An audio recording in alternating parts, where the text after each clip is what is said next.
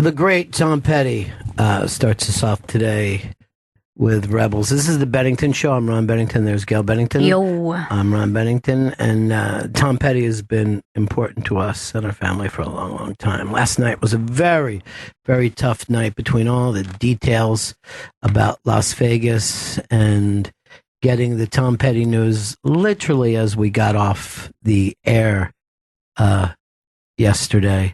So we thought we'd talk a little Petty today. If you want to be part of this, it's 844-ROCK-GOD, 844-ROCK-GOD. I don't know if there's ever been a more consistent songwriter, rock and roll performer in history. I mean, if you look how long Tom Petty was able to stay incredibly relevant, despite almost always being out of touch with what was happening in those times. You know what I mean? Whether it was Michael Jackson or Nirvana, the whole world was like switching in one direction or another. And Tom Petty stayed Tom Petty the whole way through and had hit record after hit record, hit song after hit song. Just an amazingly consistent career. He's such a fantastic songwriter, and he's one of those guys who always surprises me how many people love him, because that goes beyond usually what people's typical genre is, because he's so beloved. And that's something that I didn't even figure out until later in life, because growing up in Florida, that's a given that you love Tom Petty. Being from Florida, so much of my early memories are associated with his music. And everybody I knew loved him. Everybody I knew loved him growing up. Particularly the west coast of Florida, because lyrically, I mean, just dead on, and has never been, and I've talked about this on this show many times over the years, they've never included him in the Southern rock thing, even though he was right there at the same time. But he looked at the South, I think, differently than what the Southern rock guys were doing. You know, there was like, Tom Petty was very open about being a redneck kid born into redneck circumstances, but also not being defined by that, right? So that, Gainesville, he put in his rearview mirror, but he kept it with him. And I certainly, understand that thing completely, of like, this is where I'm from and it's important to me, but I kind of might have been born in the wrong place. You know what I mean? 100%. Yeah, that it affects him so much poetically, because there's like a simplicity there, and with just like what is simple and sweet about him lyrically, but yet being like a kind of complex and sensitive, and you know what I mean, not just playing into that like masculinity of the South. No. It's like there was true sensitivity to that guy, right? And like, also don't just judge these people. I mean, he did not like the two-dimensional attitude towards the South. But he also never lectured anybody at any point, man. When you used to go see Petty, you would not get a lot of stage patter. You know what I mean? Like, he was just that dude. There was something incredibly cool about him.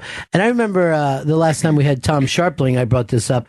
I have Petty as the number one first line of a song guy of all time. Yeah. Just line after line of songs that just, boom, they grab you right away. Great licks in that music as well. I can't think of anybody. And that's going a long way. You know what I mean? I mean, I guess you might have to look at like a Paul Simon, but normally people go through that period where like, hey, it looks like you don't belong here. You know what I mean? No matter how great they are. And sometimes it's because they try to change with the times and look ridiculous, or they just, what they were doing before looks ridiculous, and as the times change. But I never saw them that with him. Now, this is the other amazing thing about Tom Petty. He announces last year, this is our 40th year. This is the end of us touring. We're not going to tour sets out, does this amazing sold out everywhere tour. And he said, we might play gigs again, but we're not ever going to go out on the road about this. And I never saw Petty as one of those, bullshit guys. I mean, he was just like, he'd kind of put a ribbon on this last show. No, I can't even think about it. Last show that he did, he came out, the last song that he did was American Girl. I mean, that just fucking floors me. By the way, I know there's a lot of stations on here. I know there's a lot of channels. The Petty channel, man. I have listened to so many buried treasures, right?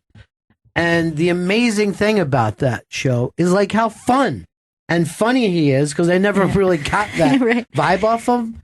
But also, that show is about as far from eclectic as you could possibly get. There's never like, hey, here's a new weird thing, It's like, these are the shit that Tom Petty grew up listening to. These are the peers that he dug, and here's some young dudes that he dug. But there's not a long, you're going to hear the Byrds just about every single show. I love that. And I love that the type of artists who you can feel that they are fans of music. Like, those kind of people are always my favorite. And you talking about him kind of never really being defined by the time that he was in, kind of always doing his own thing, but getting to stick around. That's an impossible thing to go from that thing of being like relevant into legendary. It's not an easy transition to live that experience of, hey, I was young and I was making music, and now I'm older and I'm making music and I'm playing music. I really look up to people who do that gracefully. Yeah, he did it with incredible grace. And I literally know exactly where I was, because I was in my own house with the family stereo in the middle of the afternoon. The first time I heard Breakdown on the radio, and I was just like, fucking song's amazing. And you know what's really funny, because American Girl was on the same record. I don't remember the first time I heard that song. It did not become a radio hit. And I know they were playing Breakdown in Philadelphia, and I knew that I was in a conversation with my brother about that. But then the next album comes out. It's got 2 more hits. The third one, which is like, we're literally talking about a 2-year thing. By the time Damn the Torpedoes came out, there was probably 5 radio hits on that thing, right? Yep. So now here you are, 2 years in the business, and you've got 9 songs that casual fans can sing. You know what I mean? Like, not even people who went out and bought your album, but people who drive cars. There's at least 9 songs that they know. Most people don't get through a career like that. And he was able to do that as a songwriter within the first couple of years of making records. This is the other thing about Tom Petty. He agreed to the bio a couple years ago. Rather than write it himself, Warren Zanes wrote it, I've never heard of this before. A guy who's in a rock and roll band writes about a guy in another rock and roll band. I had Zanes in to talk about that. And so that was kind of let's get the story down. Yeah. And there was like a lot, like, he left it way open for guys in the band. It was like, hey, Tom was a dick about this, or I guess he didn't, I wasn't going to sit around and wait while he did his solo. He left all that shit in there, Yeah. And it's an unbelievably great read, but it just seemed to me like everything was presented properly. Like, obviously he died too young and coming, but a week after his 40-year tour, which he says is his last tour, stunning to me. Just being able to wrap my head around that. And, that news is coming in the same time the other horrible details are coming out. I mean, it's just an odd time of sorrow. And I want to get to the point with Petty when you can, just really celebrate it. But it's very, very raw right now. And you brought up a really great point about that Florida thing. I mean, it was so rare that um, people from that part of the country had somebody Yeah. to tell their story. Yeah, and that you have something that you're proud of where you're from. I think everybody can relate to that thing Sure. of like you have a musician or a band where you're from that makes you proud to be from there. Right. That speaks to the sound of what it feels like to be from there. I should also say too, like Southern Accents is one of my favorite albums of all time. Yeah. Like, I mean, honestly, one of the greatest. And that says something too, is like he was the kind of guy who had great albums, but then like so many memorable singles. You get to be both type of artist. Like I think about Full Moon Fever when I was a kid, and just like the amount of hits on that album is insane. And you could sing along to, I mean, everyone could sing along to pretty much every song on that album. And that came out when I was a kid, and it would just like, to me, that sounds like being a kid. Like that whole album just crushes. Yeah. Just crushes. But yeah, there is something different about Petty than, I mean, you have to look, there's only a few bands that were able to pull that off where like, oh, you're very well respected by musicians and your peers and album music lovers, but also there's a poppiness to that where he wrote pop hits for 20, 25 fucking years. Yeah. A song would come out and go straight to radio and people were singing along with it. People don't understand how difficult that is. It's one of the most difficult things in the world to do. And he did it as consistently as anybody has ever done it. Here's the other thing. This fucking kills me about Petty. So I think it might have been after Southern Accents, but somewhere there in the mid-'80s, they're giant stars. They're not only, I mean, first of all, to go from being a radio star in the 70s to an MTV star, almost impossible. Again, the number of people who pulled that off, you could probably put on one hand. Not only did he do that, so he's this giant star of touring, radio, TV with MTV. You know, Rolling Stone and all those kind of magazines love him. You know, I'll tell you, the one person I would compare with him today is Dave Grohl. He's had that Dave Grohl thing where he can move in and out. So while all this is happening, the Heartbreakers, Tom Petty and the Heartbreakers, just become the backup band to Bob Dylan. And they toured for well over a year of just, you know, they would do some songs of their own, and then Bob would come out, and they just backed up Dylan on stage.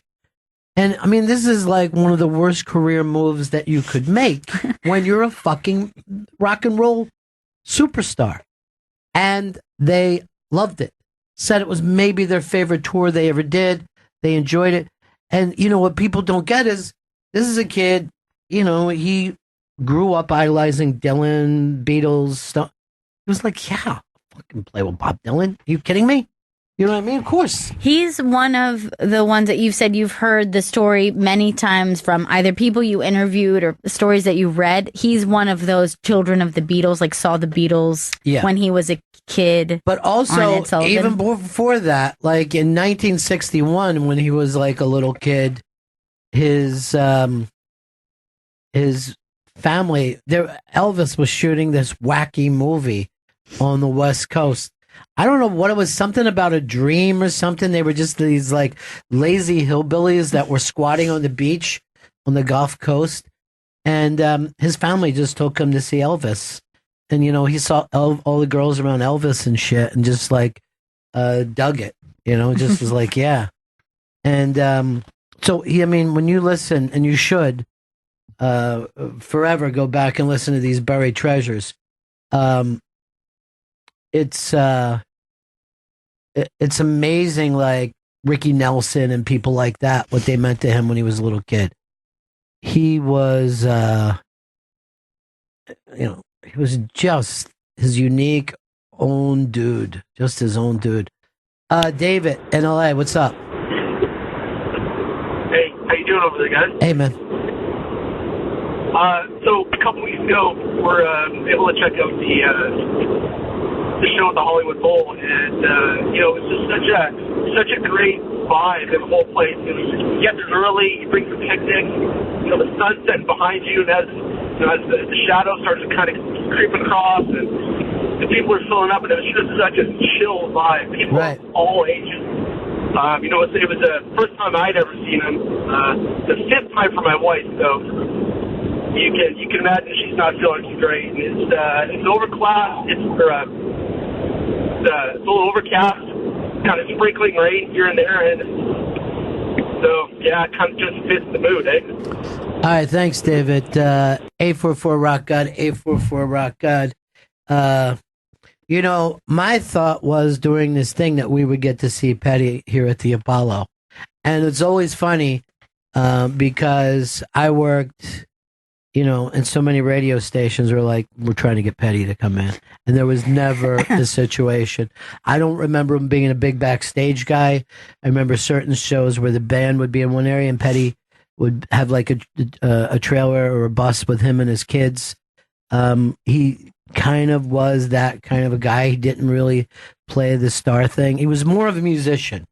Even though he was a rock and roll star, he seemed like way more of a musician, way more of an artist, really a studio and stage guy, more than how can I shake my hips and turn this thing. But again, go to Petty Radio and just listen to the cover songs like Needles and Pins.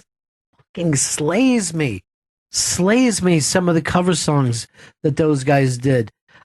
Also, let me make this point, and I think I'm correct about this, and I remember it from listening to a live radio show, which would have been MMR or YSP in the 70s.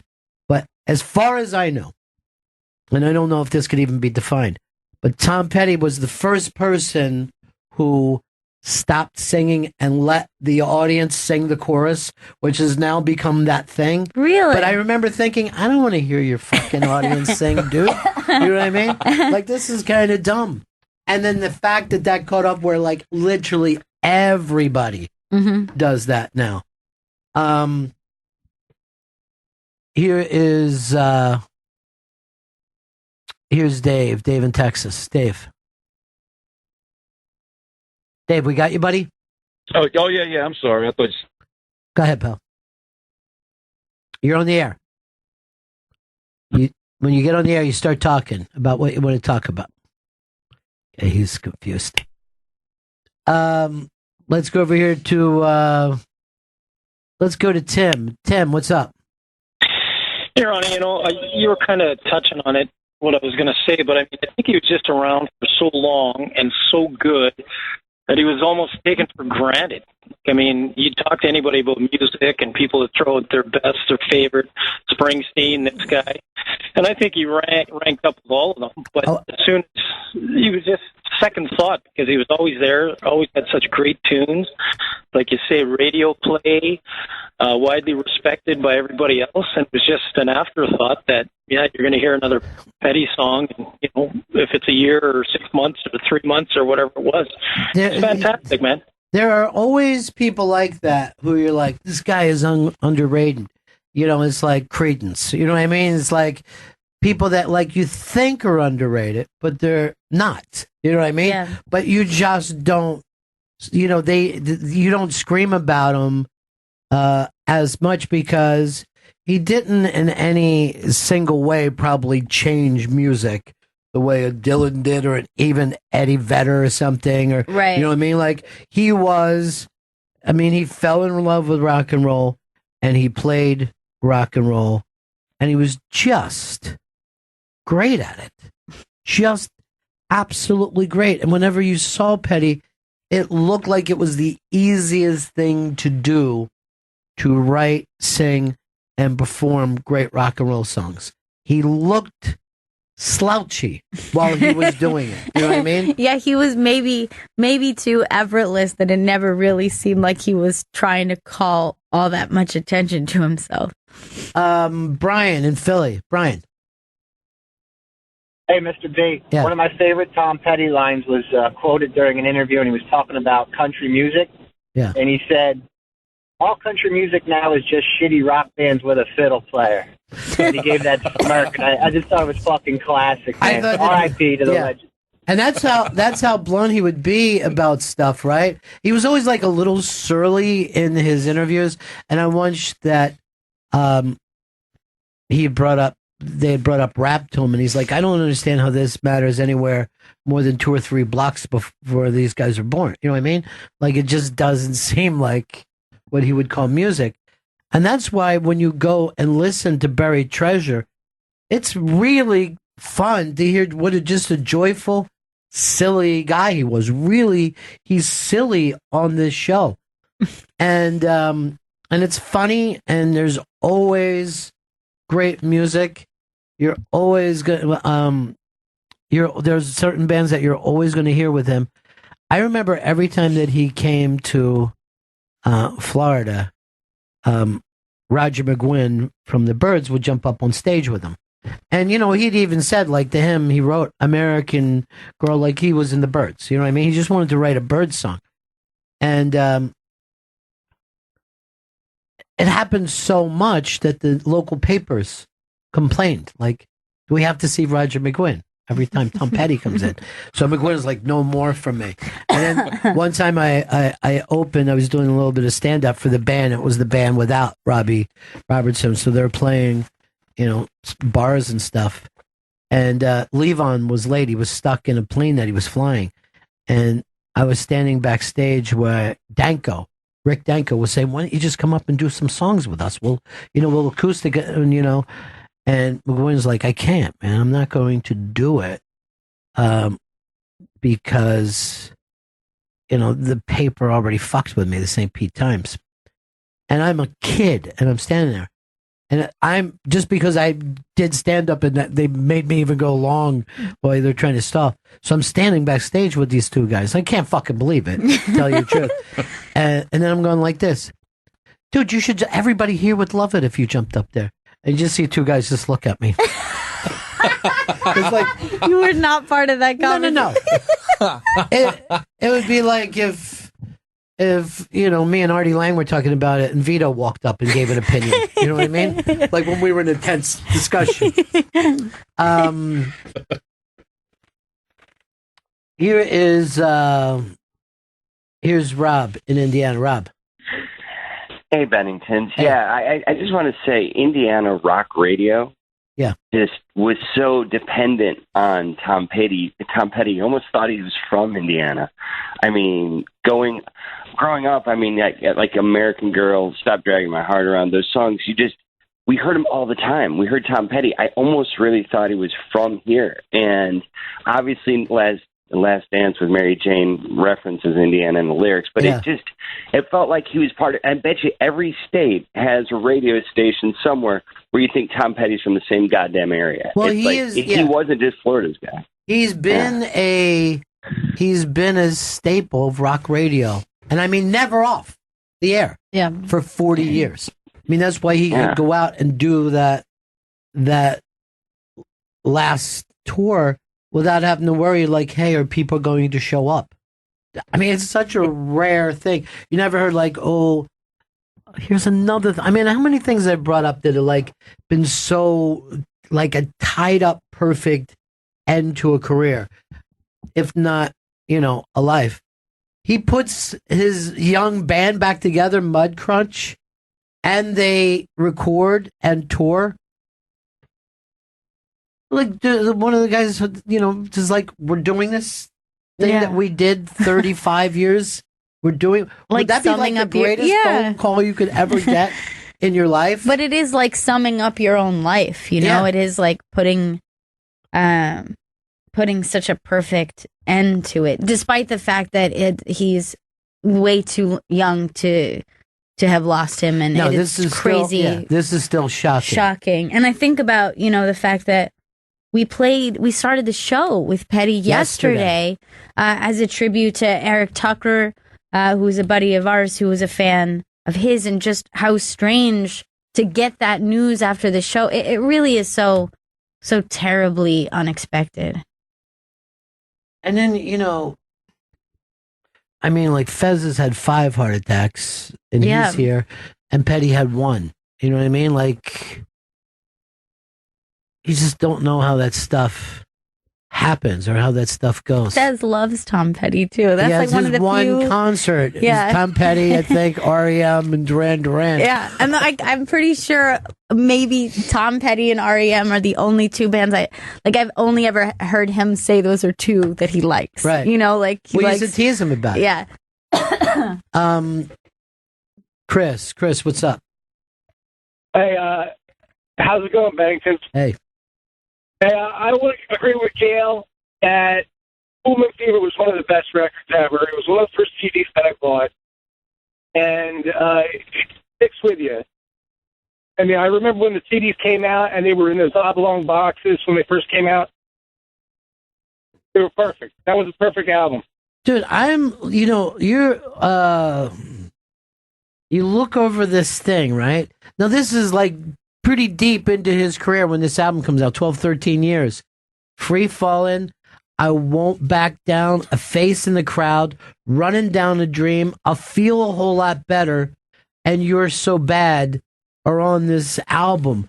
Those all got heavy radio play, and those songs are better than most people's best ofs. Most people who had a full career don't have those kind of hit songs on one record. That album sounds like it should be a greatest hits album. And that's just... You're right. That's his first, solo album, right? That was his first, But then, you know what? I think almost all the Heartbreakers played on that album. So, too. I always thought, why do you have to drop the Heartbreakers? Your name's already in it. Well, they recorded it differently. That was the thing of, hey, you come over for this session. A lot of them were, or at least some of them were pissed about that. But again, some of that stuff that seems like it matters in the short term, if you just gave it the long term, it's good to step out. You know what I mean? Yeah. A little bit.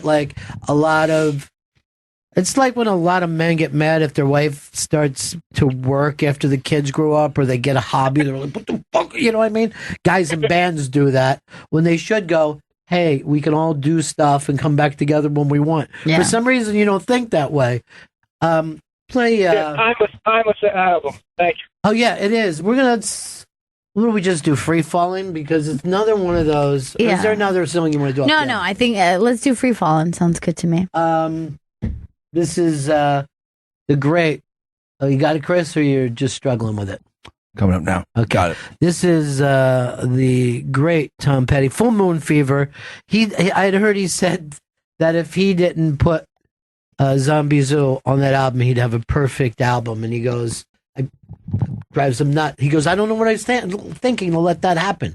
But isn't that funny? To still be a perfectionist and go, there's one song on there. I don't know why he did that. Free Falling. The incredibly great Tom Petty. Every time I hear the song, I think about one of my best friends when she was in high school was playing acoustic guitar, and her little sister came in and she started playing Free Falling, and her sister's like, oh my God, it's so beautiful. And she's like, yeah, I just wrote it.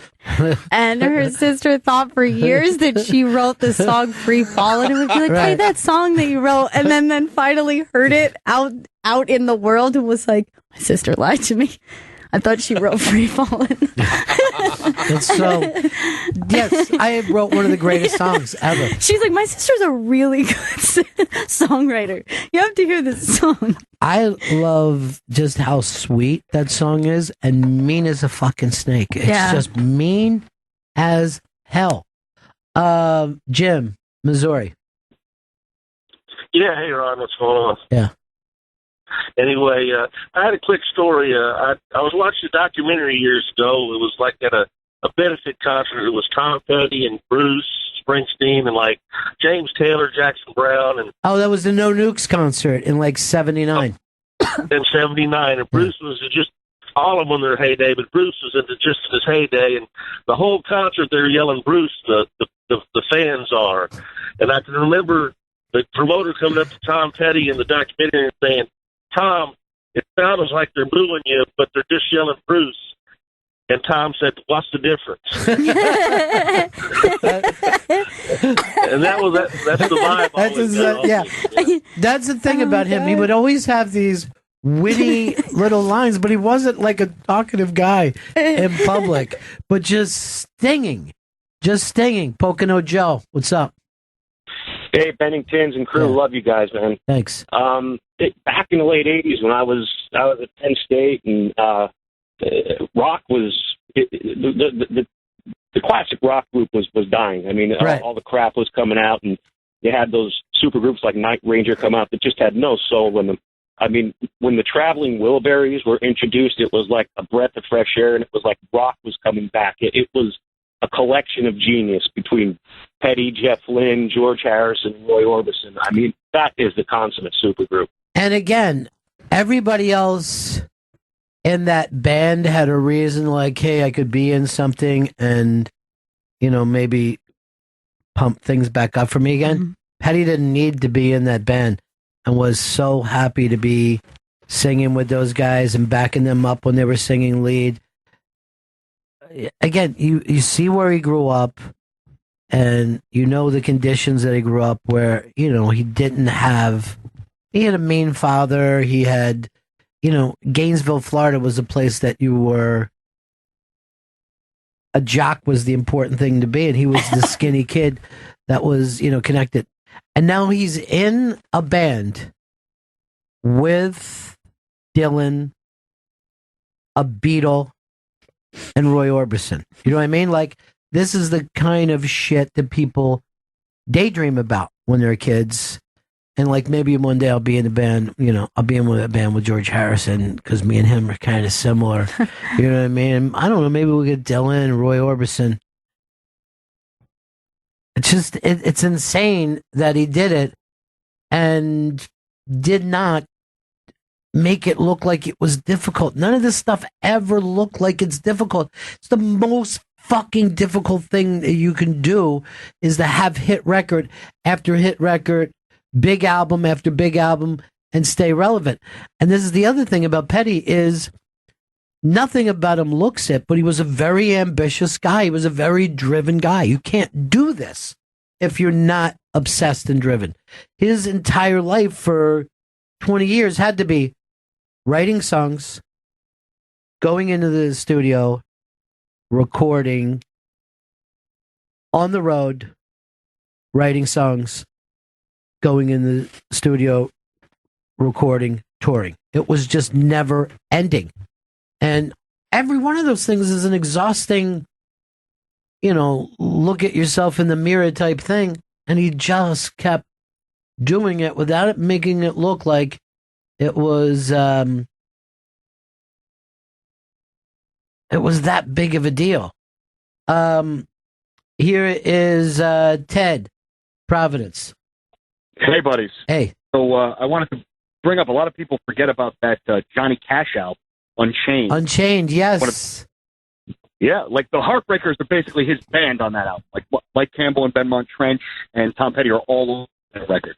Now, this is, again, at the time that they're doing this, it's out of, I can't believe we get to do this with Johnny Cash. This is not something that helps the Heartbreakers, right? Sell more records or something. And they went in, and everybody talks about what a genius Mike Campbell is, and he is. He's just phenomenal.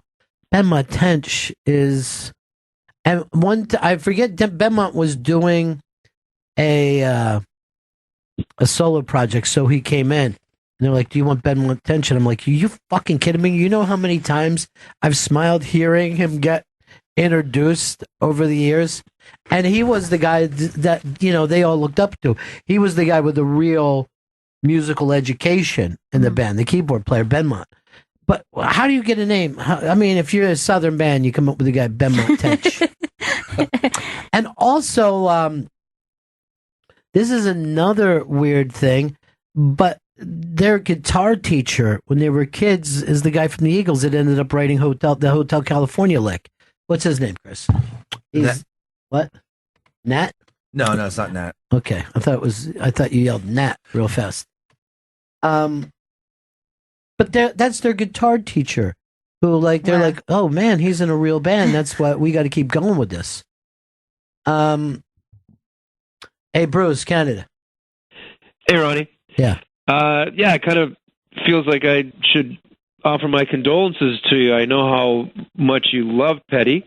But I think everybody did. You know what I mean? Like, I think everybody loved Tom Petty. But thank you very much for your call, Bruce. You reminded me of a story when you said the first time you heard Breakdown. I was in Shop's class because, unlike you, I went to school. But I couldn't figure it out. It was that late 70s kind of, he almost had a soul sound, you know, and then You Got Lucky came out a year after that, and it didn't sound like Southern rock to me, you know? No, there was definitely, because he had a lot more influences than just the Allman Brothers. Yes, Chris. That was Don Felder. Thank you very much. Don Felder was their guitar teacher. Wow. When they were, 6th, 7th, 8th grade. And then he went on to, crazy. Yeah, that's just the kind of weird stuff that they couldn't be further away from this. I mean, you could go back and read Warren Zane's book. I mean, they just drove out when they're like 18, 19 to Hollywood with no idea. It was just like, hey, man, we're here from Hollywood, and they just walked around the record companies looking for a deal, And that was Mudcrutch. And then they're like, yeah, we like you. I don't know about the guys, though, because we think you're a solo act. And basically, in a big sense, he became a solo act, and then the Heartbreakers were the guys that, for the most part, guys that he went out there with. Bill in Rockland. Bill, what's up? What's up, buddies? Yeah. I think Tom Petty has figured out how to infiltrate. It has the uncanny ability to make a soundtrack for a portion of your life if you've been alive during any of his music making, and even beyond. When I was overseas with the military, there was music was on a limited run over there, and someone happened to have a Petty CD, and he became like my version of for lack of a better word, Vietnam music. Whenever I hear Petty, I think about the guys I was with, and it's this ability to instantly bring you back to that location that you associate Petty with. And, I don't think we'll see that again.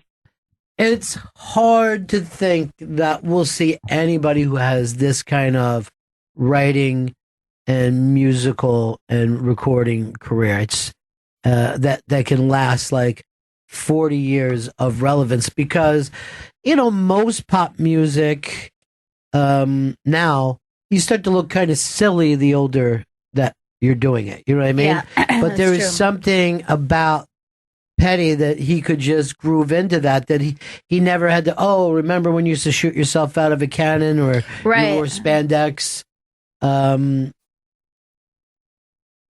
Here's Spider, Kansas City. Spider. Hey, Yeah. How are you guys? Good, man. Hey, my story matches your last caller almost to a T. I got out of boot camp and I went to my ship, and the first day I was on board, as I was going in my berthing compartment, a guy was coming out, and he said, "I'm getting out, and I'm selling my cassette tapes, and I bought his Tom Petty and the Heartbreakers, and so now anytime it's that one album above all albums that the songs on it, when I hear it, I immediately picture what it was and feel what it was like getting on board a U.S. Navy ship for the first day and the first day jitters and being the new guy and everything. And it's just that's my Tom Petty story. But look at you now, Spider. You're an admiral, so everything came all the way around. All right, I'm gonna grab the hits, and like we said, you guys were not born when these songs started, but listen, this is just off the Greatest Hits album alone. American Girl, Breakdown, Listen to Her Heart, I Need to Know, Refugee, Don't Do Me Like That, Even the Losers, Here Comes My Girl, The Waiting, You Got Lucky, Don't Come Around Here No More, I Won't Back Down, Running Down a Dream, Free Falling, Learning to Fly, Into the Great Wide Open, Mary Jane's Last Dance. Oh, his cover of Something in the Air. There's 18 Holy shit. fucking songs right there. That's insane. And you just mentioned like 5, and I'm like, how did I forget that one? Like, I know. that's crazy. Give me one that you want to hear. Well, it's just because you just brought it up. Don't Do Me Like That is like just pure joy to me. That song is just pure joy. By the way, I once, when I was, and it wasn't long after this, I was working, I was working in this fucking little hotel that was next to a racetrack because it was very dicey. It was like living in a Tom Waits song.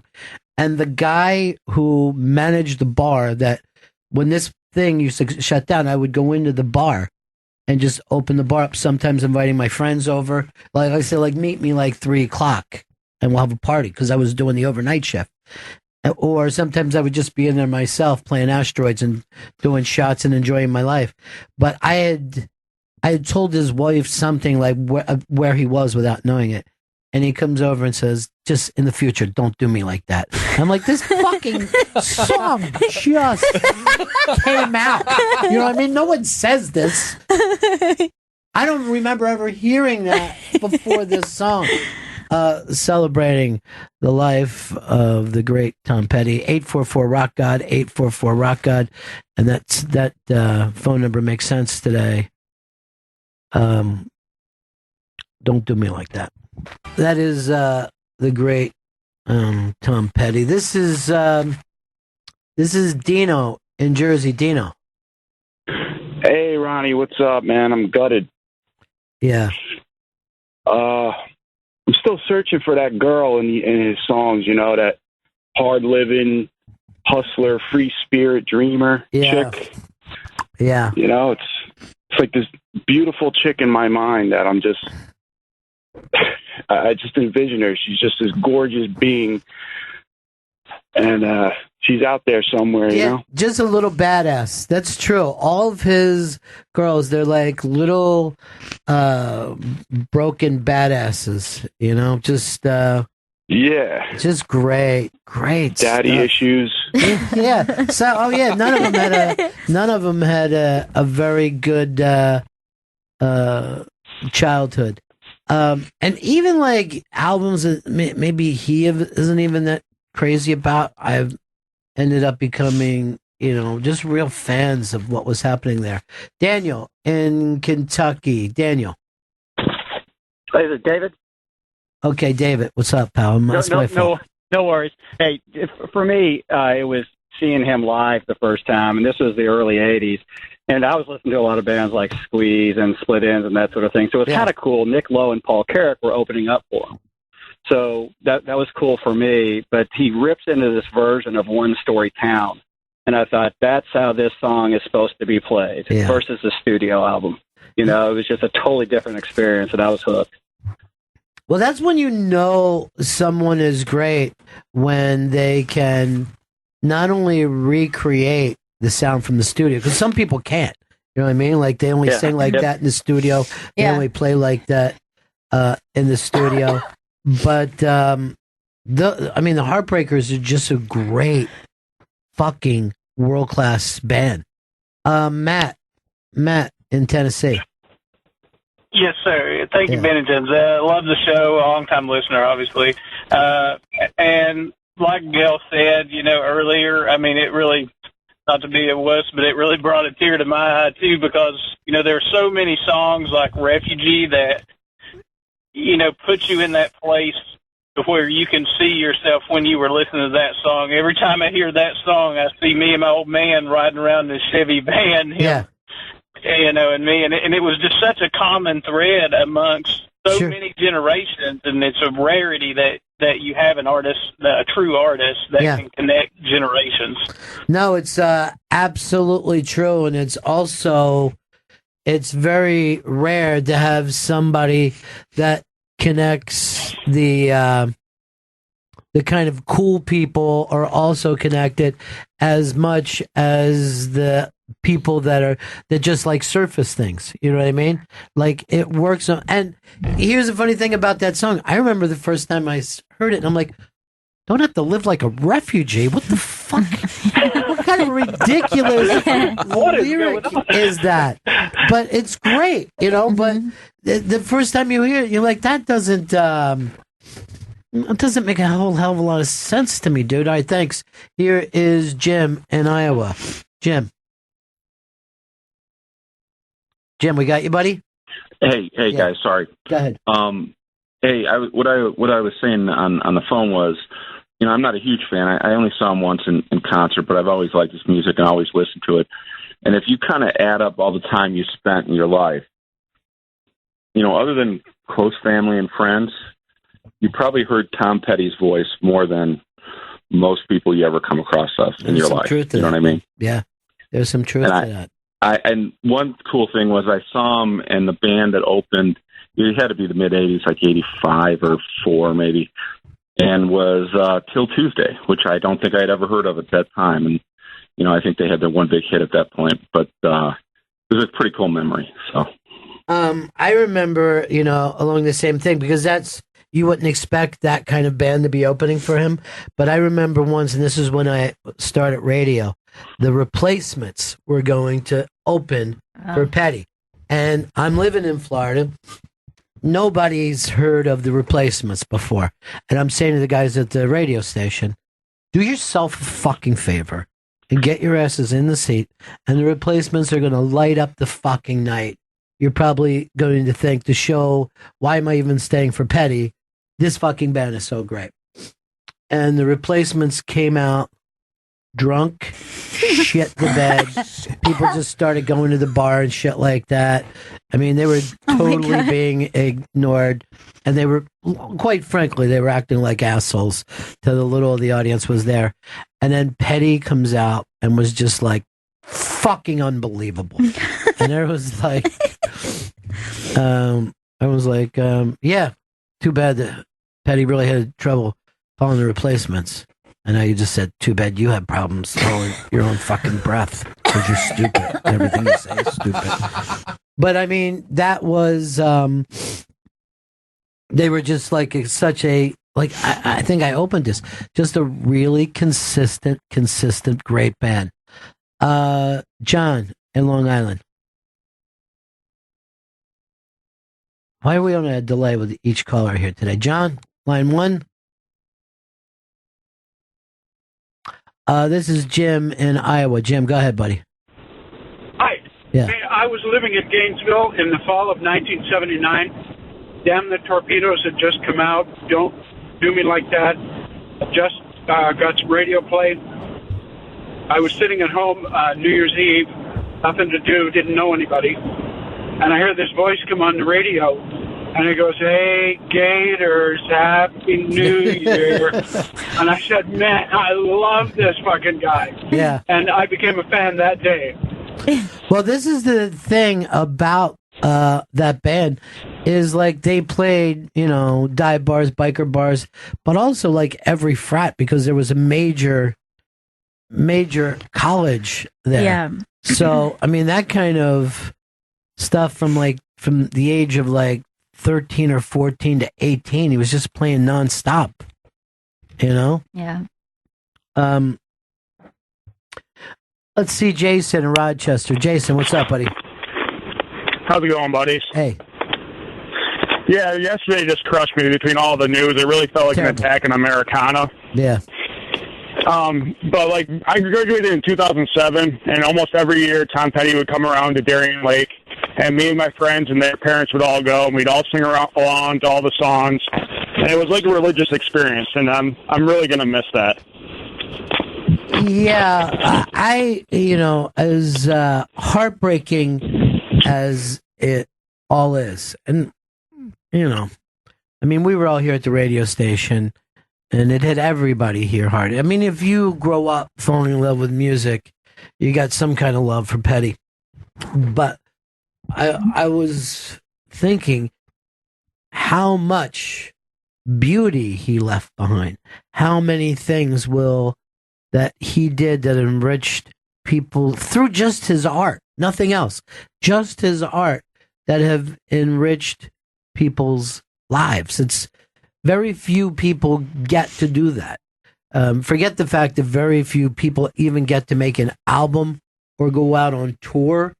And then when you find yourself as, he was like, the Rock and Roll Hall of Fame was first year eligibility for him. You know what I mean? There was never any of those things that did not work out for him, it seemed like. And it didn't seem like it went to his head. He kind of stayed pretty much the same guy. Michael in North Carolina. Hey, man. The first thing I thought of when I heard the news was some days are diamonds, some days are rock. The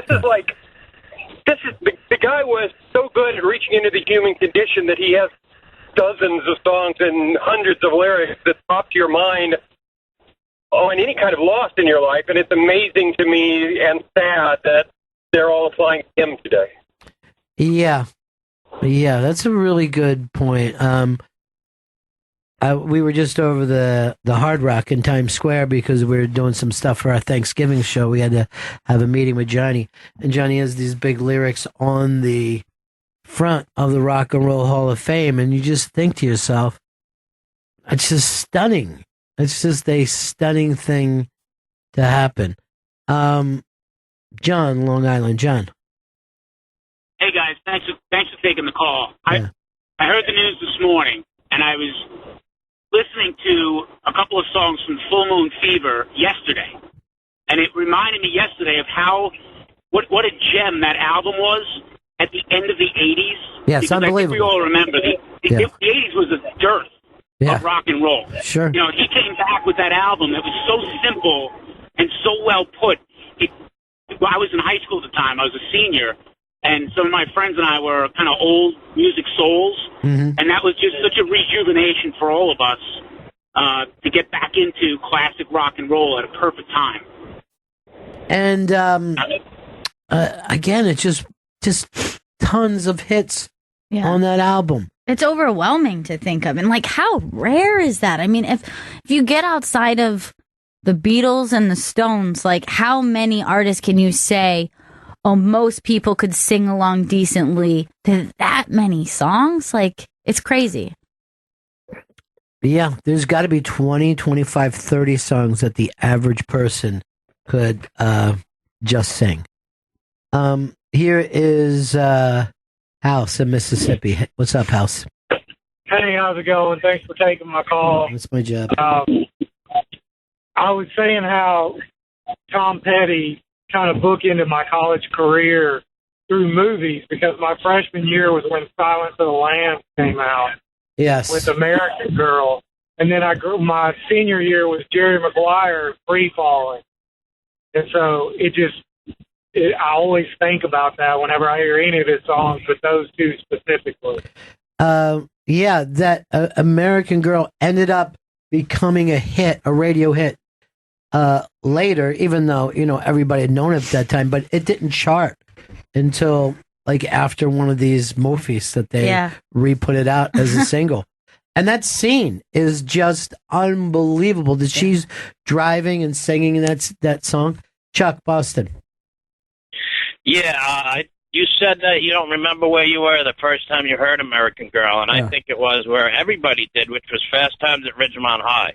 No, I totally get that got in there, but it was getting radio play on FM before. I was going to end the show with this, but we'll play it now for one reason. This is probably what some people might consider a song that's overplayed, but to really enjoy music, you got to sometimes imagine this was the first time you heard that song, or imagine if you were a young Florida girl living in that part of the country and this song comes out and ends up meaning something to you for the rest of your life. And that's how Gail's mom is with this song. So do yourself a favor. You've heard this a million times.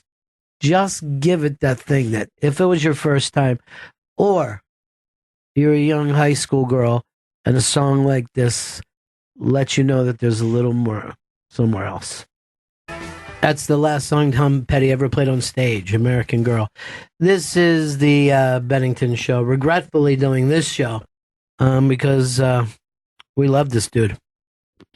Yeah, and that song is, I think, just probably a perfect rock and roll song. I mean, that's got to be on the list of if you had an alien land here and ask you what rock and roll is, you're like, okay, this is pretty much sums it up.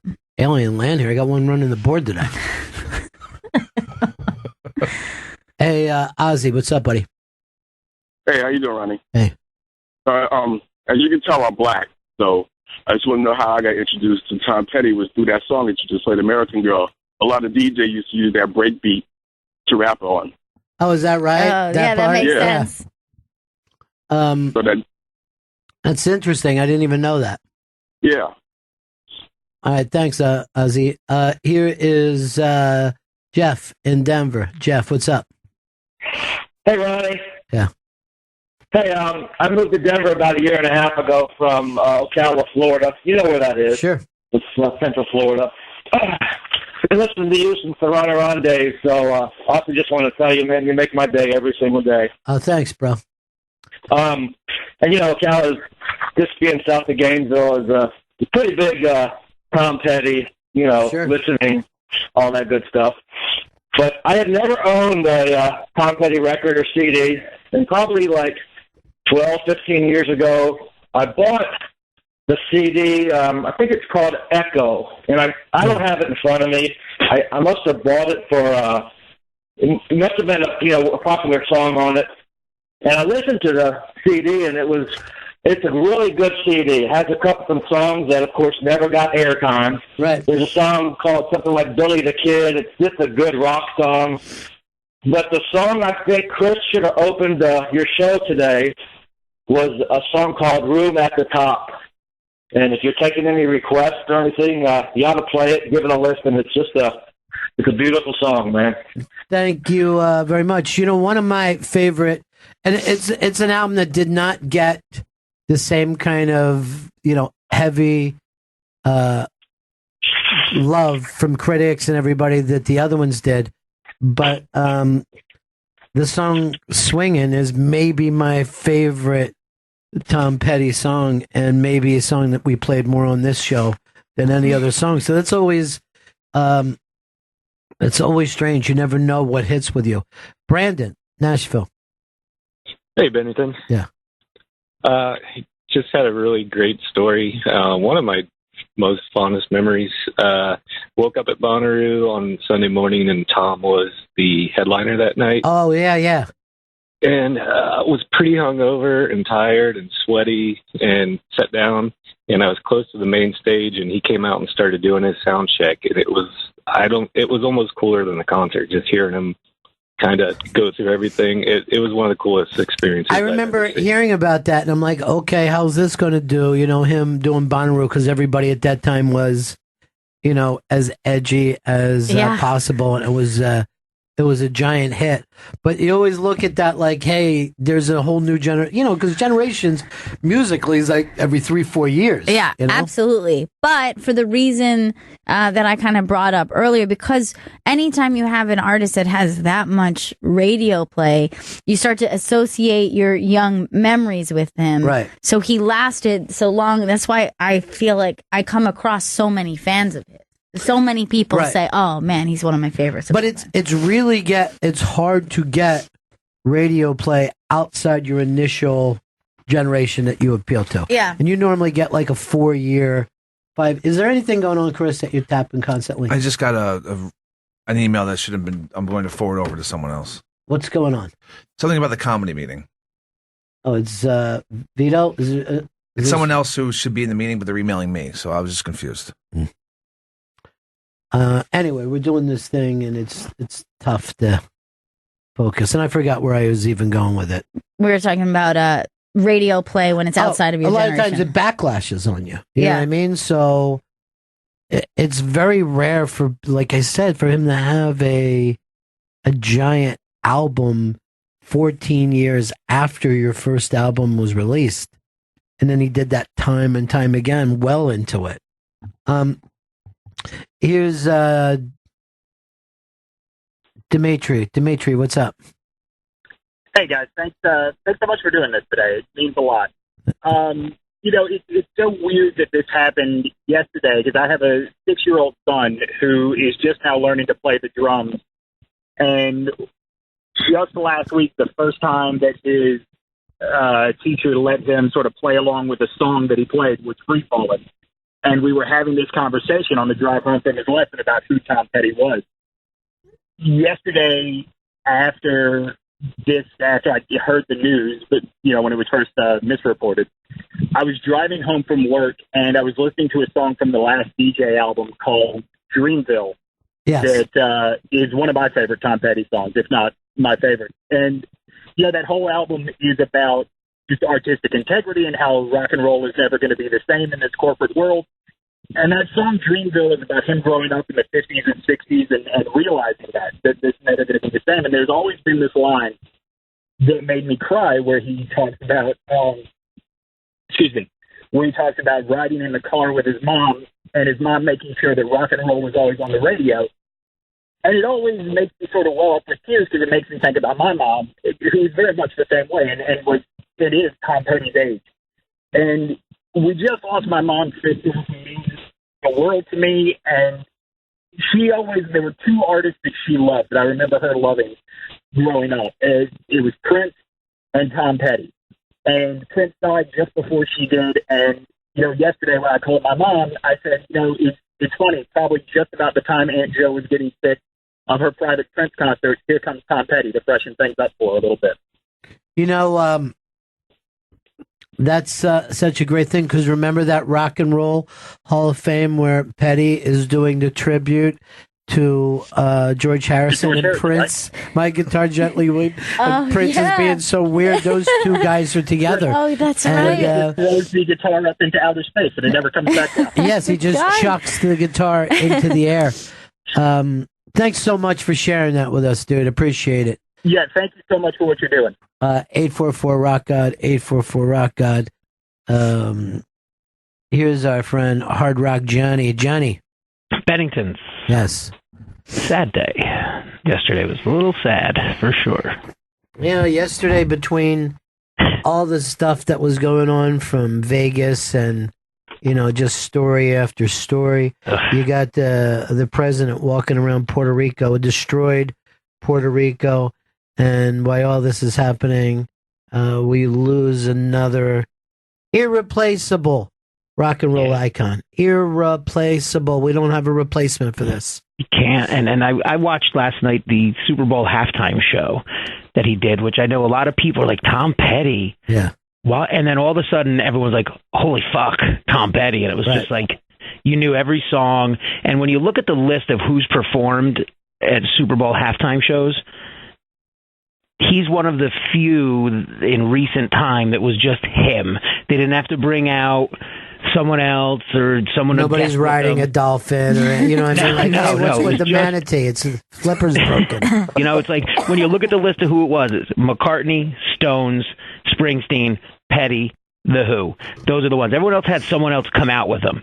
It's like just because he's that good, and it was just that much that everyone knows of him. Yeah, he was just a phenomenal, consistent songwriter, musician, artist, singer. It's just the only person I saw badmouth him was Ari Shaffir yesterday online. I think he was just trolling.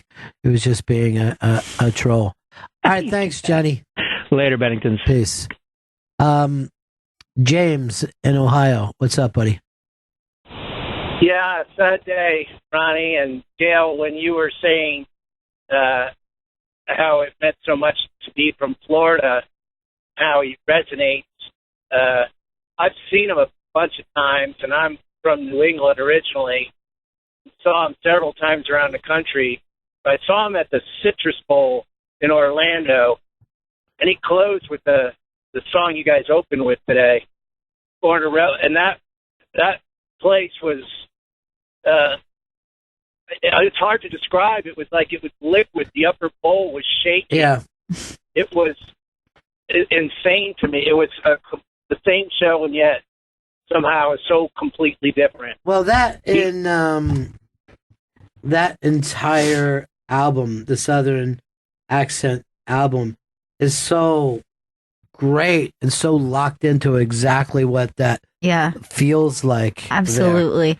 And if you are like me and you lived and you're from Florida and then you move somewhere else and suddenly find out that there's all these negative connotations on where you're from, so it's awesome to have had somebody like him to up your credibility, so it's not just all Florida man and meth or whatever, like that's always the joke about that place. If you listen to the song Spike, I mean, they're just I love that hassling the shit out of a punk kid. Yeah. You know what I mean? Like, it was literally bullying. Yeah, I love that treating song. his kid because he's wearing a dog collar on like he is a dog. It's hilarious.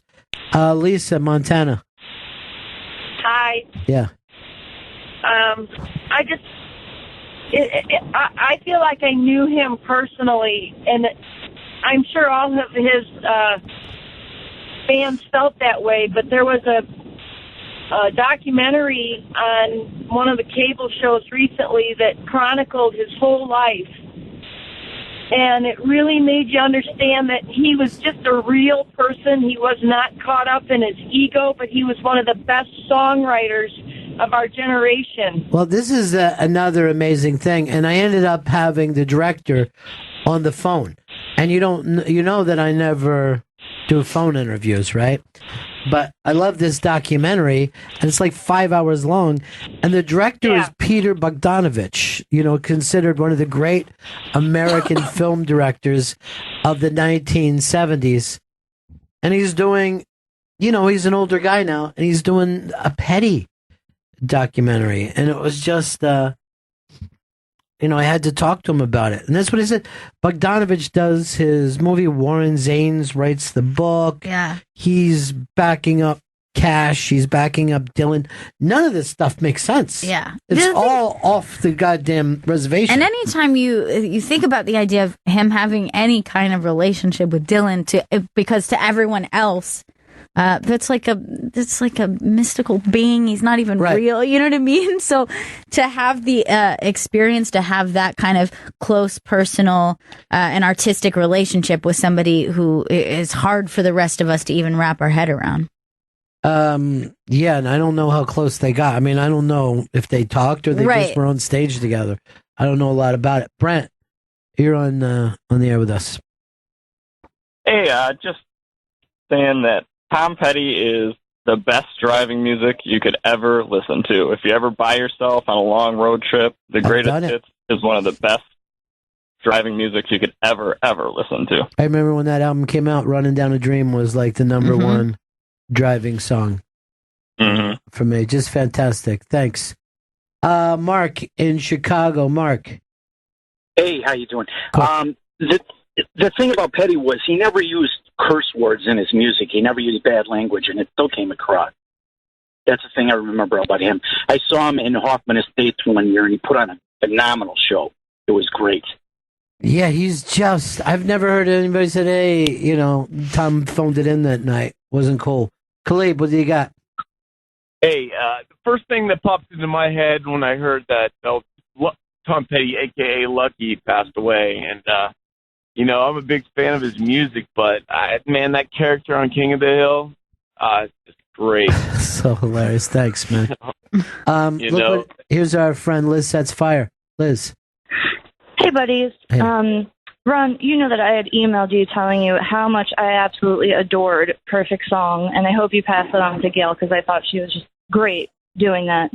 But Petty was pretty much like what I was talking about in that email. Like, I was always kind of a casual listener. I loved him, but never gave it too much thought. And then when my husband and I first started dating, we did that whole, like, artist that you love, and we went through all the songs, and I was like, holy shit, like, I'm sleeping on Tom Petty. Right.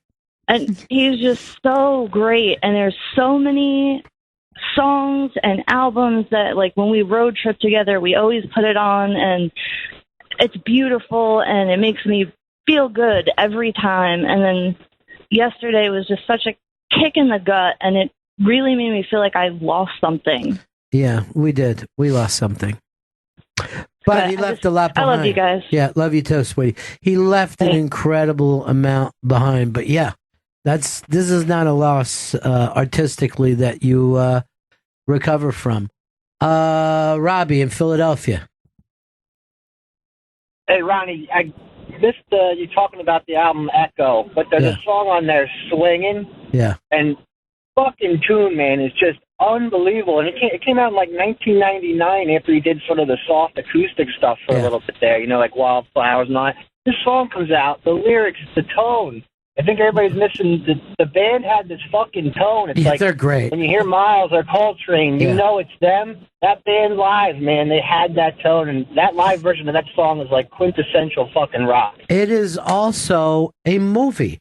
That song is a movie. It's as good as any film script that you'll ever read. Let's go to break with this Tom Petty and the Heartbreakers, Swinging. Hey, it's the Bennington Show on a Tuesday, and Chris Stanley has a big prize to give out. The Pamela Adlon signed unmasked poster, one of a kind. We have that to give away. That goes to first responder at Ian from Montreal, which we did at Bennington Show. Amazing unmasked with that Pamela Adlon. How the hell can I love her anymore? Well, I do after that. He is the winner of the signed. Oh, nice. Unmasked. Way to go, Ian. I literally wish I had that poster. I know. Myself. I'm not even saying I wish I had that poster. I'm saying I literally wish I had that. Because what other way is there to say you wish you had the poster? Mm-mm. Oh, you don't mean literally. You mean metaphorically. Yeah, it's just a figure of speech. Oh, no, I have no room for a poster. That's where I keep my Post-it notes. I'm wondering about it, Post-it notes. I had an idea for Post-it notes. It's a Post-it note, yeah, but it's just way bigger. Just like a whole sheet of paper? Yeah, just a giant sheet of paper That's that you good. post. Oh, and you can eat that paper. Mm. Is it going to be like fruit roll-up material? That's a good idea. I didn't even think of that. I just thought of it as edible paper. Paper is edible. They don't tell you that in school because they don't want to heat your test.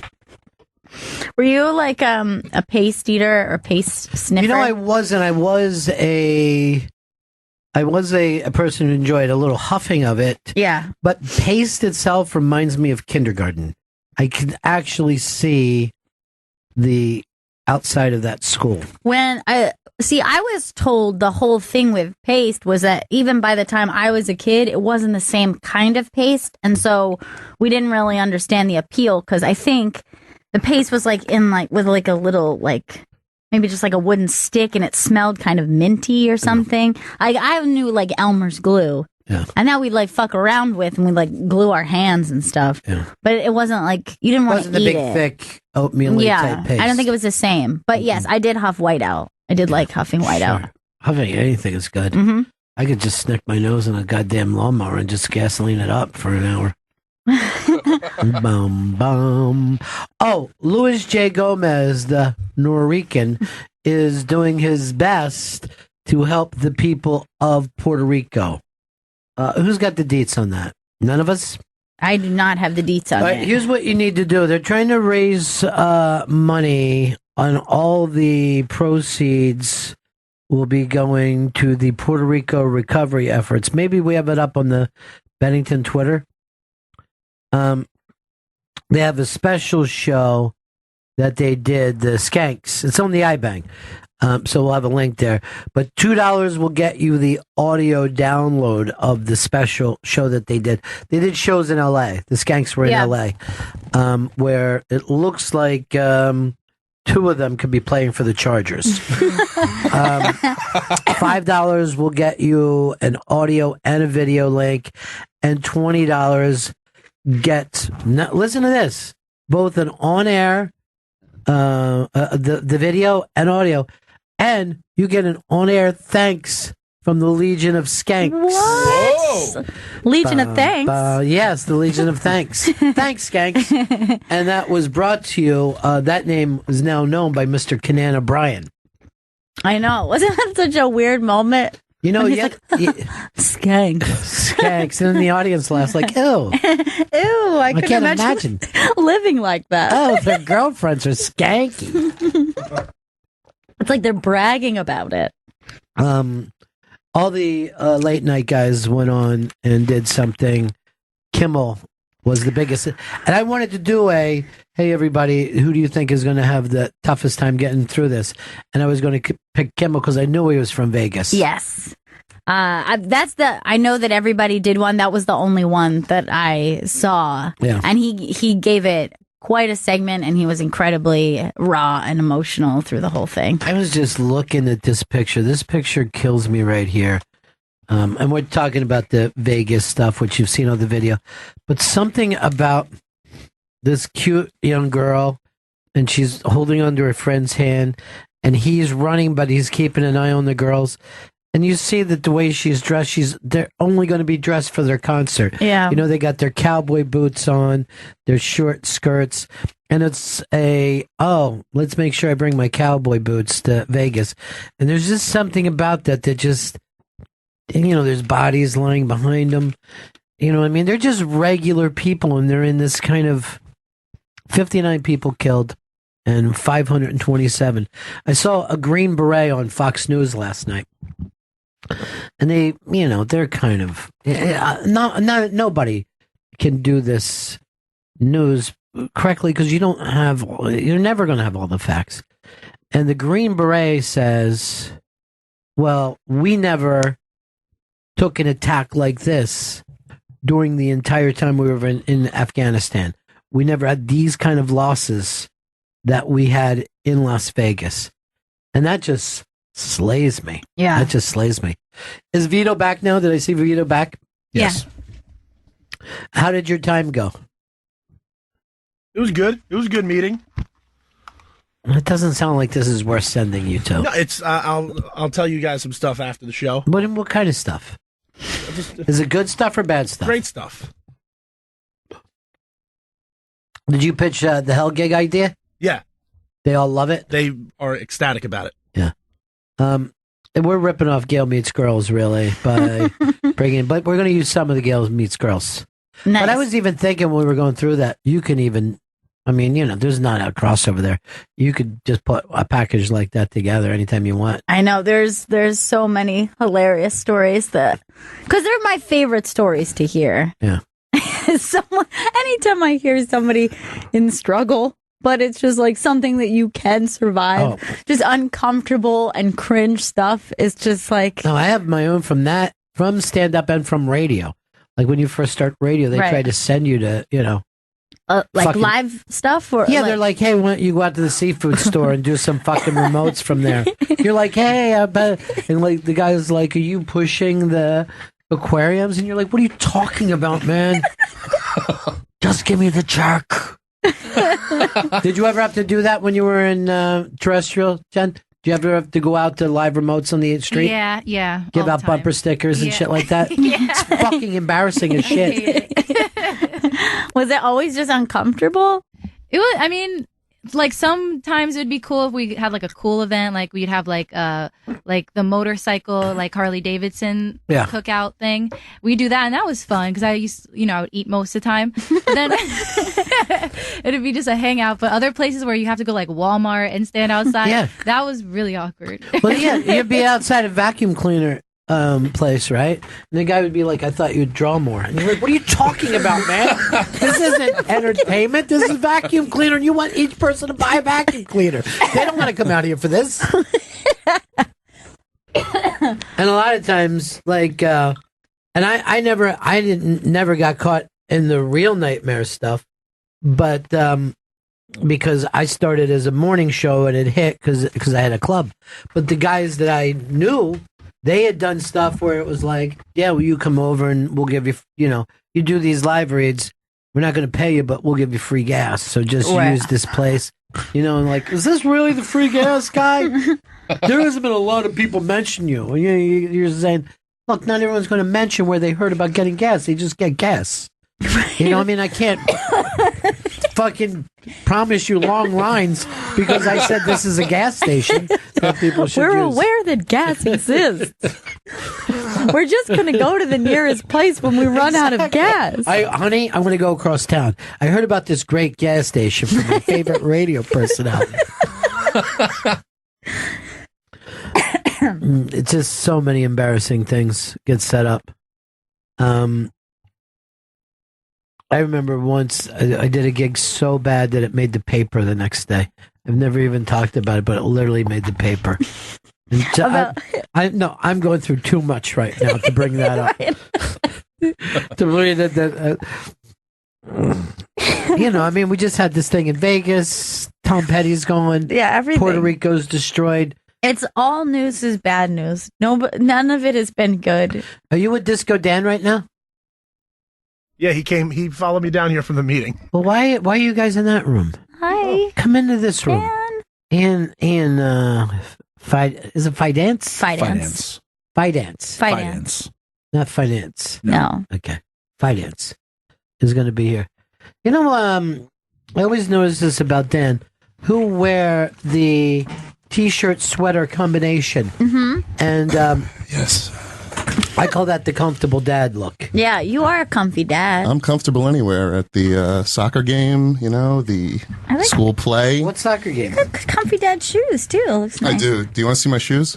Yeah. They're like a moccasin? Yeah, but it's a low cut. I mean, it's almost a bikini cut on that. Like his ankle bones are sticking out. Very Yeah. below the ankle. Yeah. Sexy. What is that problem? You like to keep your ankles nice and aired up? For moments like this when I can show them off. How did Vito do? Excellent. Vito, how many pizzas did you bring back with you? There was no pizzas by the time I got out of the meeting. Your number one thing today was what? Pizzas. And what did you do? I did not do anything with pizzas. Okay. Dan, I don't know where else you can use him in the comedy department, but I think I speak for everybody here. He's done. Take him. Did you guys get any pizzas? No. I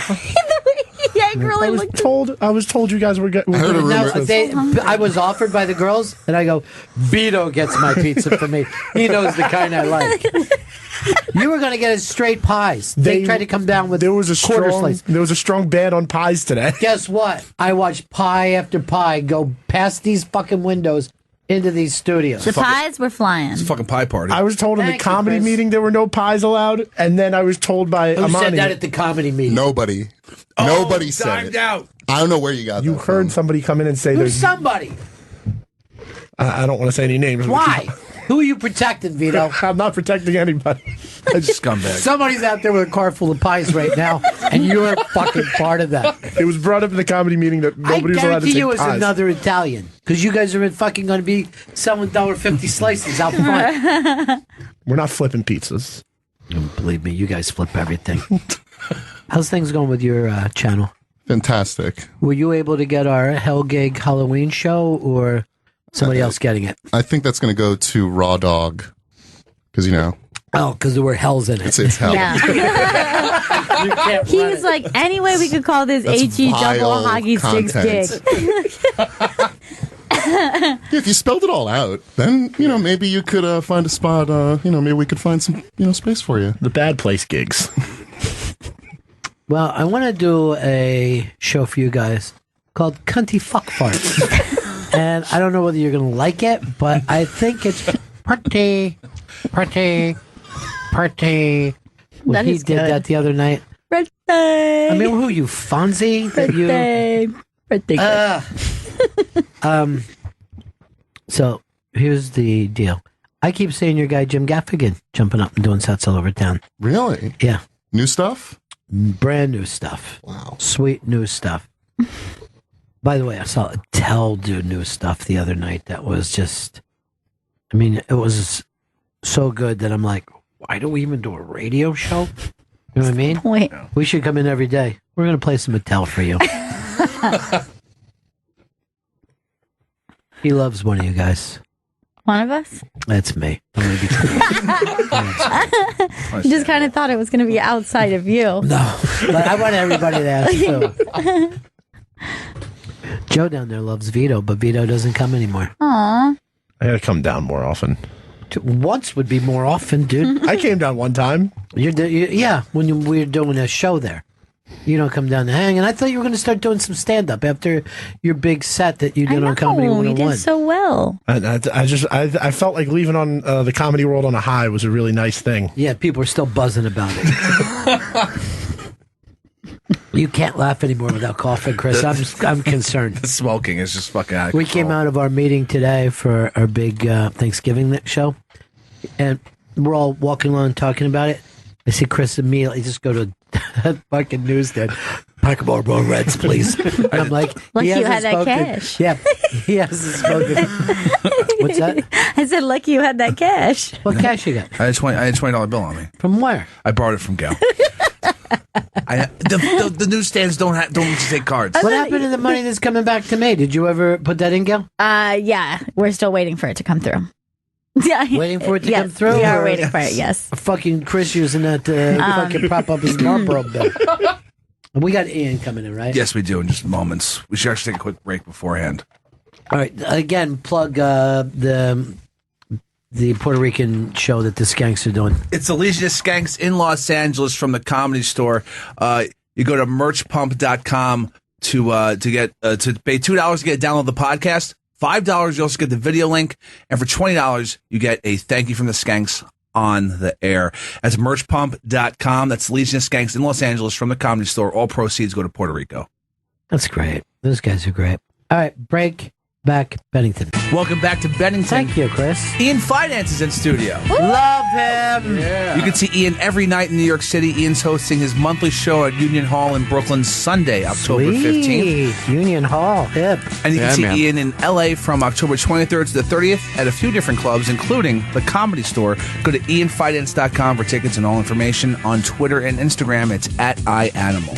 I had the pleasure of seeing Ian on stage. Pure fun, pure funny. Oh, thanks, man. Some people seem like they're angry young comics, but you're joyful on stage. Yeah, I try to be. Yeah. I used to have this thing where like the New York thing is to be very standstill, acerbic, you know, just like here's what it is. And New York's a writer's town, you know, and I was like, you gotta be still in this. And then I don't know, I just got so tired of it. I was like, everyone's too fucking negative, man. You're a positive person. Yeah. I might as well inject that into my act. Do you think everybody thinks I'll be David Tell? I'll just sit there and my material will be so great that it will kill? Because you have to have unbelievable material to be that low energy. Yeah, and I don't. Yeah. So. Yeah.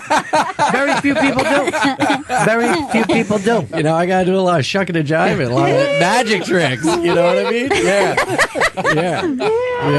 By the way, you're like, speaking of just joyful energy, your Instagram account gives me so much pleasure. It's like my favorite thing to view. Thanks. That's great. It's and I highly recommend anyone to follow Ian on Instagram because it's very funny. My dream for Ian is two things. Number one, movie star. Number two, happy, bizarre game show host. Either one of them, he would be great at. Oh, I love it. Yeah, man, let's do it. I would love that first option. Second option, I got this gig for Newport Cigarettes over the summer where I had to be a traveling game show host at different country music events. Yeah. And we had to do this thing. I had to like bring people in and do like trivia and stuff. And they were like, okay, it's yours. And I was like, I cannot. I can't. No. Are you kidding? I'm not going to go to Pryor, Oklahoma. And they like sold it to me like, you can just stand up every night. And I was like, great. Can I get a rental car? They're like, well, Uber is a thing. Yeah. I was like, okay. And I looked up comedy near like the closest places, like Wellington, Kentucky. It's like 3 hours away. I'm like, I'm going to be in a hotel room being a fucking game show host. But what was the money like? Oh my God, the money was so good. Yeah. I would have been so good for the next millennium, I would have been taken care of. But I was like, this is going to totally kill my stand-up. Right. I'm going to be so rusty. I'm not going to be getting up. And for what? A paycheck? I'll just work harder in the city. And I couldn't go out on my tour, you know? And so it was a really tough decision, but I'm really glad I made it. You know, this is the difference between me and Ian. At no time in my life have I turned down money. Like, you could have easily said, will you kill that guy? And here's the money. I go, yeah, I'll shoot him. Now, do I drop the gun, or do you want me to hide the gun? Right. You know what I mean? But that thing of, this is not something, no, I just like, no. Oh, there's money attached to it. I already smoke a pack and a half a day. I would have turned into a cigarette. Yeah, that's true. Working Chris, for this game Newport. could have been perfect for you. I know. I would have loved it. Who are you typing to, Chris? I'm just letting them know what song to end with. Oh, boy. All that time we had with them. Hey, Vito, did you go get your slices? Did you want it? I got to wait for Jen to get back here, then I'll go do it. Where's she going? She's getting a coffee. Coffee for Ian wants a coffee. I thought she's Just for decided to herself. herself. She went down to Starbucks. Need a little pick me up. Get me through this next 45 minutes. Well, it's good to see you, buddy. Now, what are your? Yeah. I know you're taking a Western trip, right? Yeah, I'm going back out to LA in October, and then This I'm going is to be October. doing. Oh, you're right. Yeah. Hey, I just found out it was Tuesday about an hour ago. Yeah, he's like, I have a dinner planned on Tuesday. Remind me. Yeah. So I'm a bit scatterbrained, and then I'm doing New England in November, which would be fun. Doing like a Boston, New Hampshire, Vermont run. Right after the leaves fall. Then you're showing up. It'll be like, the beauty's over. The beauty's coming back to town, baby. Boom, I love it. I love it. That's right. He's so positive. Yeah, he is. You know? And do you do tats, or you're tat free? Oh, I'm covered. Oh, are you? My clothes, yeah. But not the hands, not the arms. No. My legs, my chest, my ribs. And I'd love to get more. What is it? Is that I hear it's addictive. Do people feel like once they get in, you know? It can be, yeah. I think some people are like fine with just getting a couple. Yeah. But some people get covered it's totally immediately. addictive, and it feels like Christmas. You know, you go into the consultation, you make a little down payment, you get your date, you're looking forward to it the night before, you can't sleep, you know. You're going to have this art on you forever. Here's what I should get them. I've never had a tattoo in my life. If I get it now, all the other people my age, their tattoos are faded, and they look like. And I'll go, you should have went to this other guy. I've had this for 30 years. Well, by a certain age, when you start getting tattoos, it's like, hey man, is everything cool? Yeah, right. Are you all right? You're not going to start shooting people. Yeah. What age is the cutoff? Like, you're a little ridiculous to be. I don't know. It's always weird when someone in their 40s starts to get like You think so? some like I do weird tattoo or something. You know, I think it's a young person's game. I think that I think it's always okay. I think it's always okay, even if you break into the game late. There's Vito running down the hall to get his slice. He wants it so bad. Well, it's funny. When I was younger, I got like tattoos. I was like, these have to have meaning. I really want meaning. And now I'm like, I'll get my dog's name tattooed on my foot. 100%. Right, I think once you release I'll get a skull. because that's something of the 90s. You know what I mean? Like, this represents my. I think the children of the aughts then started to go. The ones I have now represent a time in my life. Right. And that tells its own story instead of being like, this star makes me feel like I'm a star. Right. But at no time did somebody tell me the meaning behind their tattoos that I remained interested. Yeah, it's like someone telling you about their dream. Yeah, exactly. I will not listen to anybody's dreams. No. And yet I want to tell people about my dreams. Exactly. Yeah. I know. Yeah, I'm dying to. Do you believe that? I was just talking to Jen about this recently. Do you believe that dreams have meaning?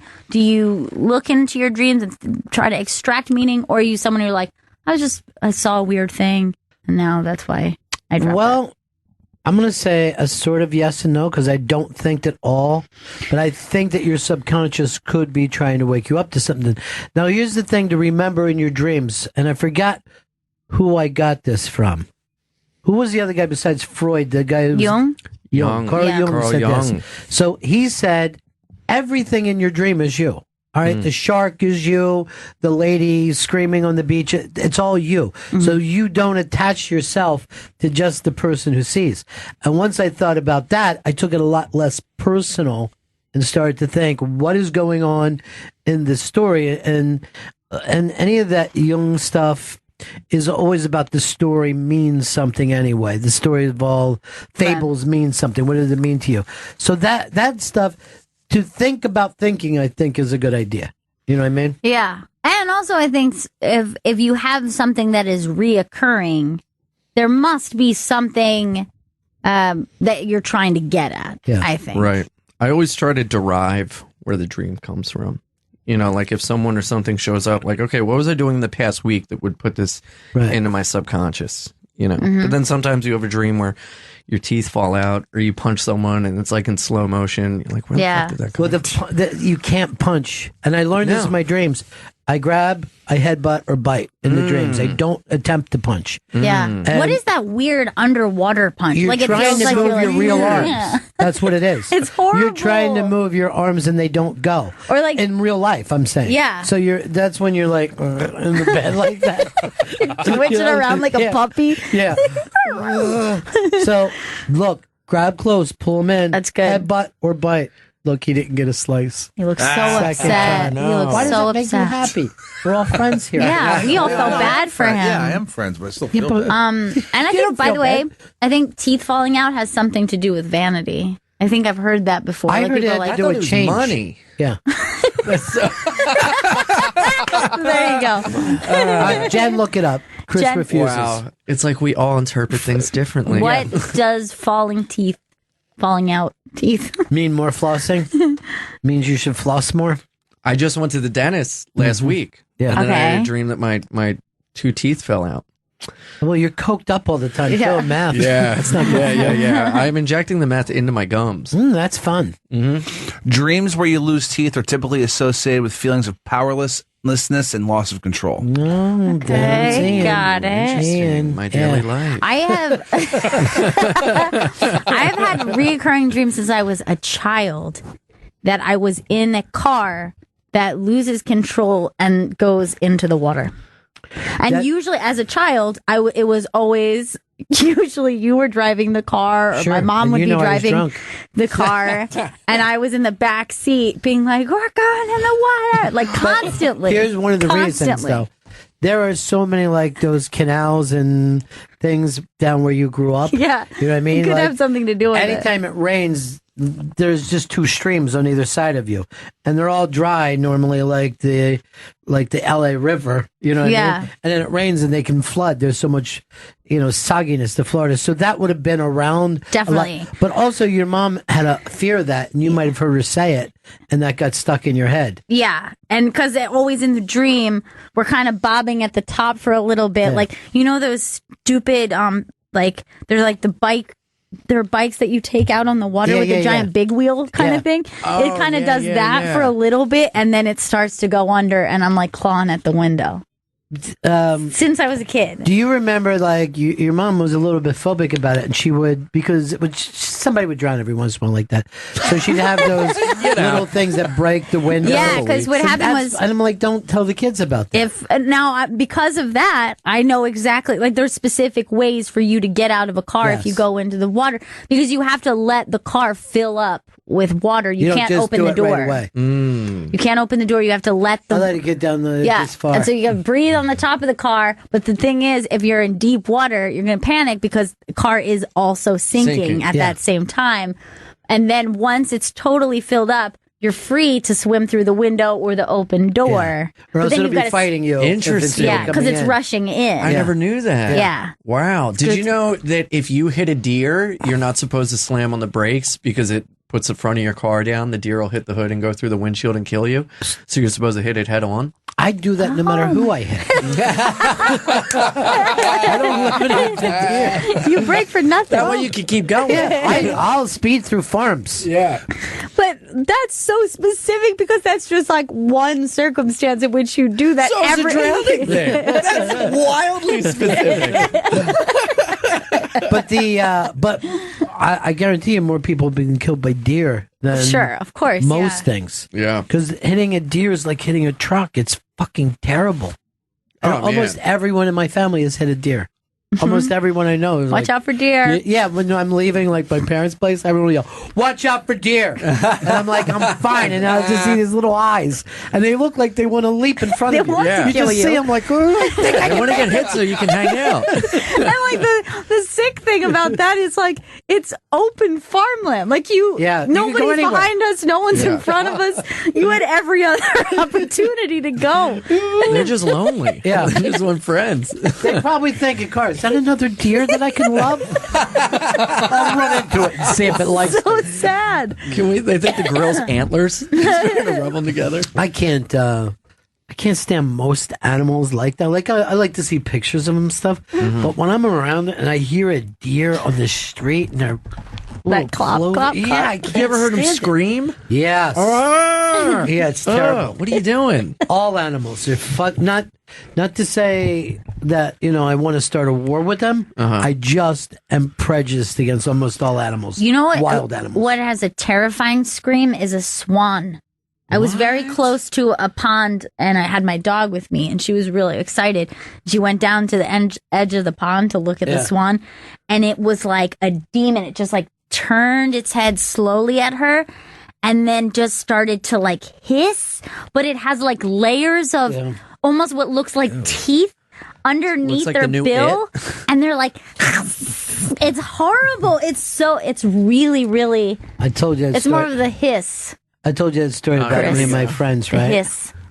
We went out we were like fucking high school age. We went out to this place, Five Ponds. We were supposed to be at school and we were just going to go out swimming and we were high as fuck. And this friend of mine, so decided to throw a rock at one of the swans, right? And he's a big guy. He was 6'6", and he was a pitcher. So he just fucking chucks it at a good. I mean, it was far away. It's like 30 yards away, maybe. And he hits that fucking swan in the neck, right? The swan's neck fucking just falls over and it starts to run and scream the whole time. And we just start freaking out. And this swan is running as fast as it can. And pulling his thing. So we had to take a stick and kill it. Oh my God, I'm going to puke. And then everyone's like, all right, so let's smoke this weed and swim. And I'm like, I can't fucking now enjoy our day. You know what I mean? Like this chill vibe. Shit. This is like, I know what you did last summer. Mercy killed a swan. I mean, I'm pretty sure in Vietnam, no one fucking took out a village and then went diving around trying to get some, you know what I mean, trying to enjoy the day. No, you have to go back and live with this. I still, to this day, I could do a fucking movie called Silence of the Swans pretty easy.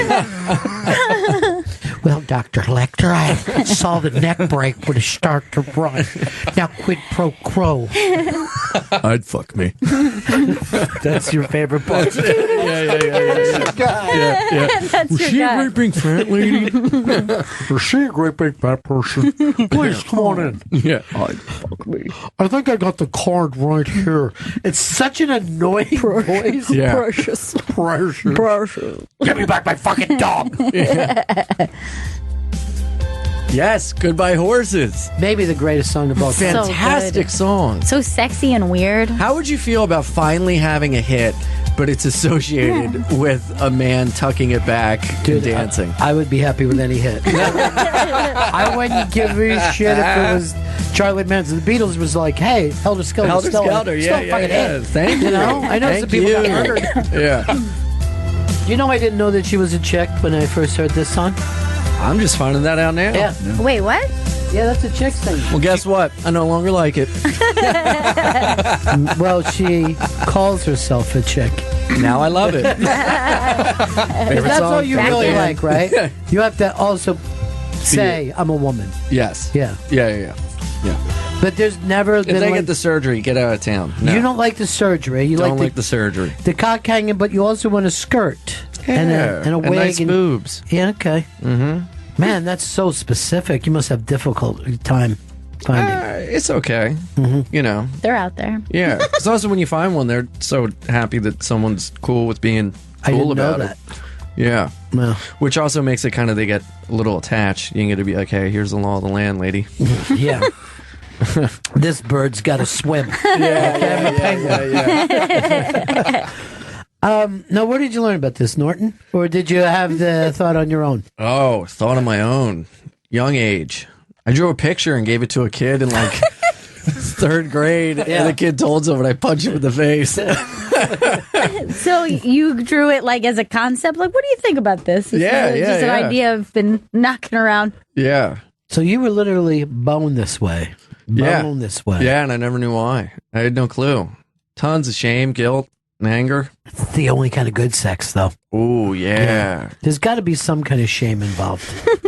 Or else, Someone's getting shamed. Yeah, somebody's getting shamed. Yeah. Vito, what's your weird kink that you have?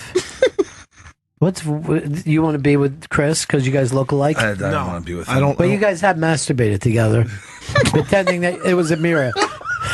You just stand in front of an empty frame and you both masturbate. Chris would still be yelling at him, "You're going too fast." It's an improv game. Oh, that's so funny. Give it to me. Chris lights a cigarette. I don't even smoke. Yeah.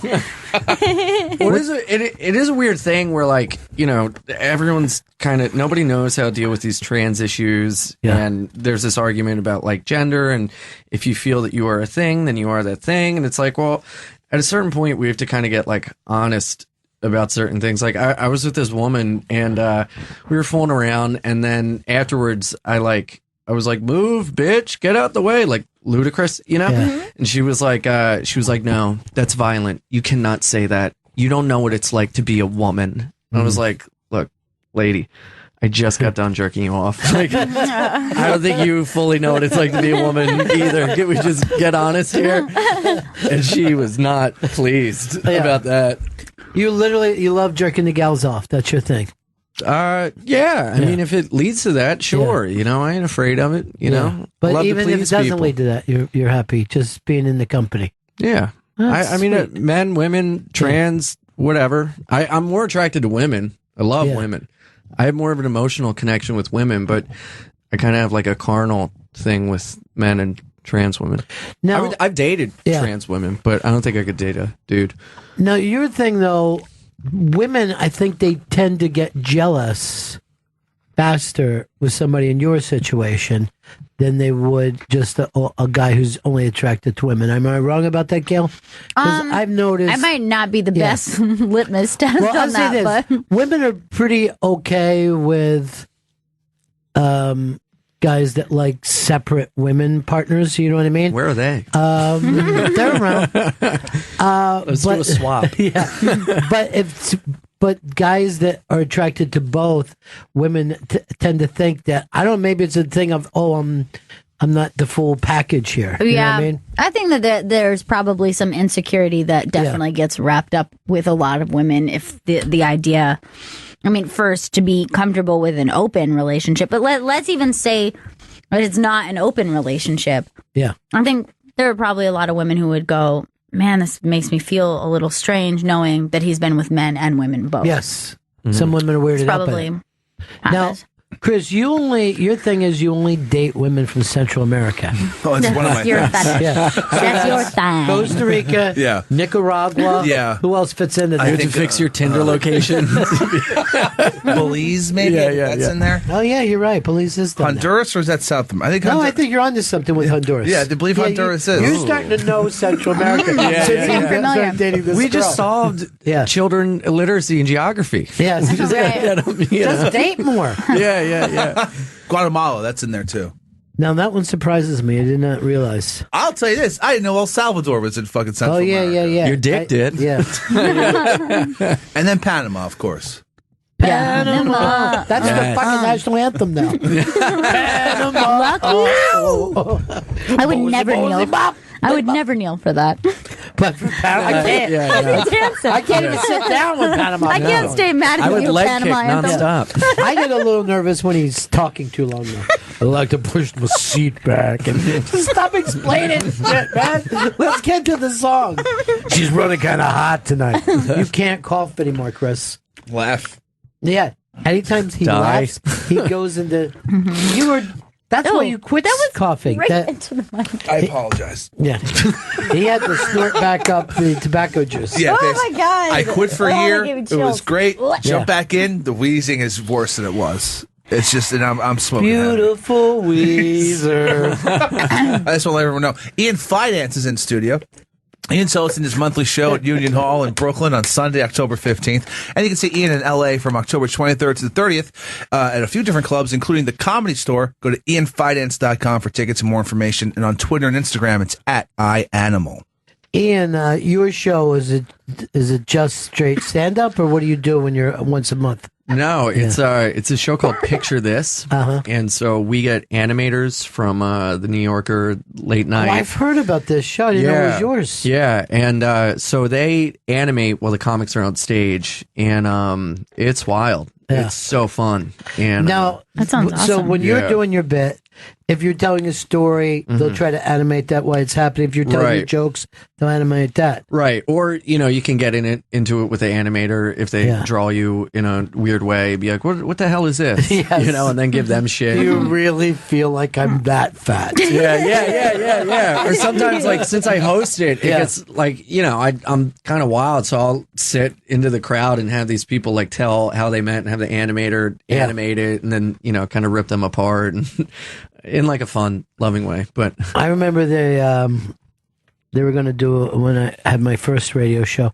they were going to do like a Sunday cartoon of us to be a tie-in, and they sent the things over, and my legs were just hanging down like I was a paraplegic. And I looked like a weirdo, and my partner, remember, he was kind of muscular up top with thin legs, and then I'm like, yeah, this is okay with me. I look like I'm paraplegic. Do we write? Start going. Do we write the jokes or you guys? And then I just hear this. He's just tearing it up. Oh my God. And, That's it awesome. went into them like the guy literally made a worse fucking thing on purpose of us, and then the whole thing fell apart between the two. Oh no! But I was like, it was a cartoon. It's not actually me.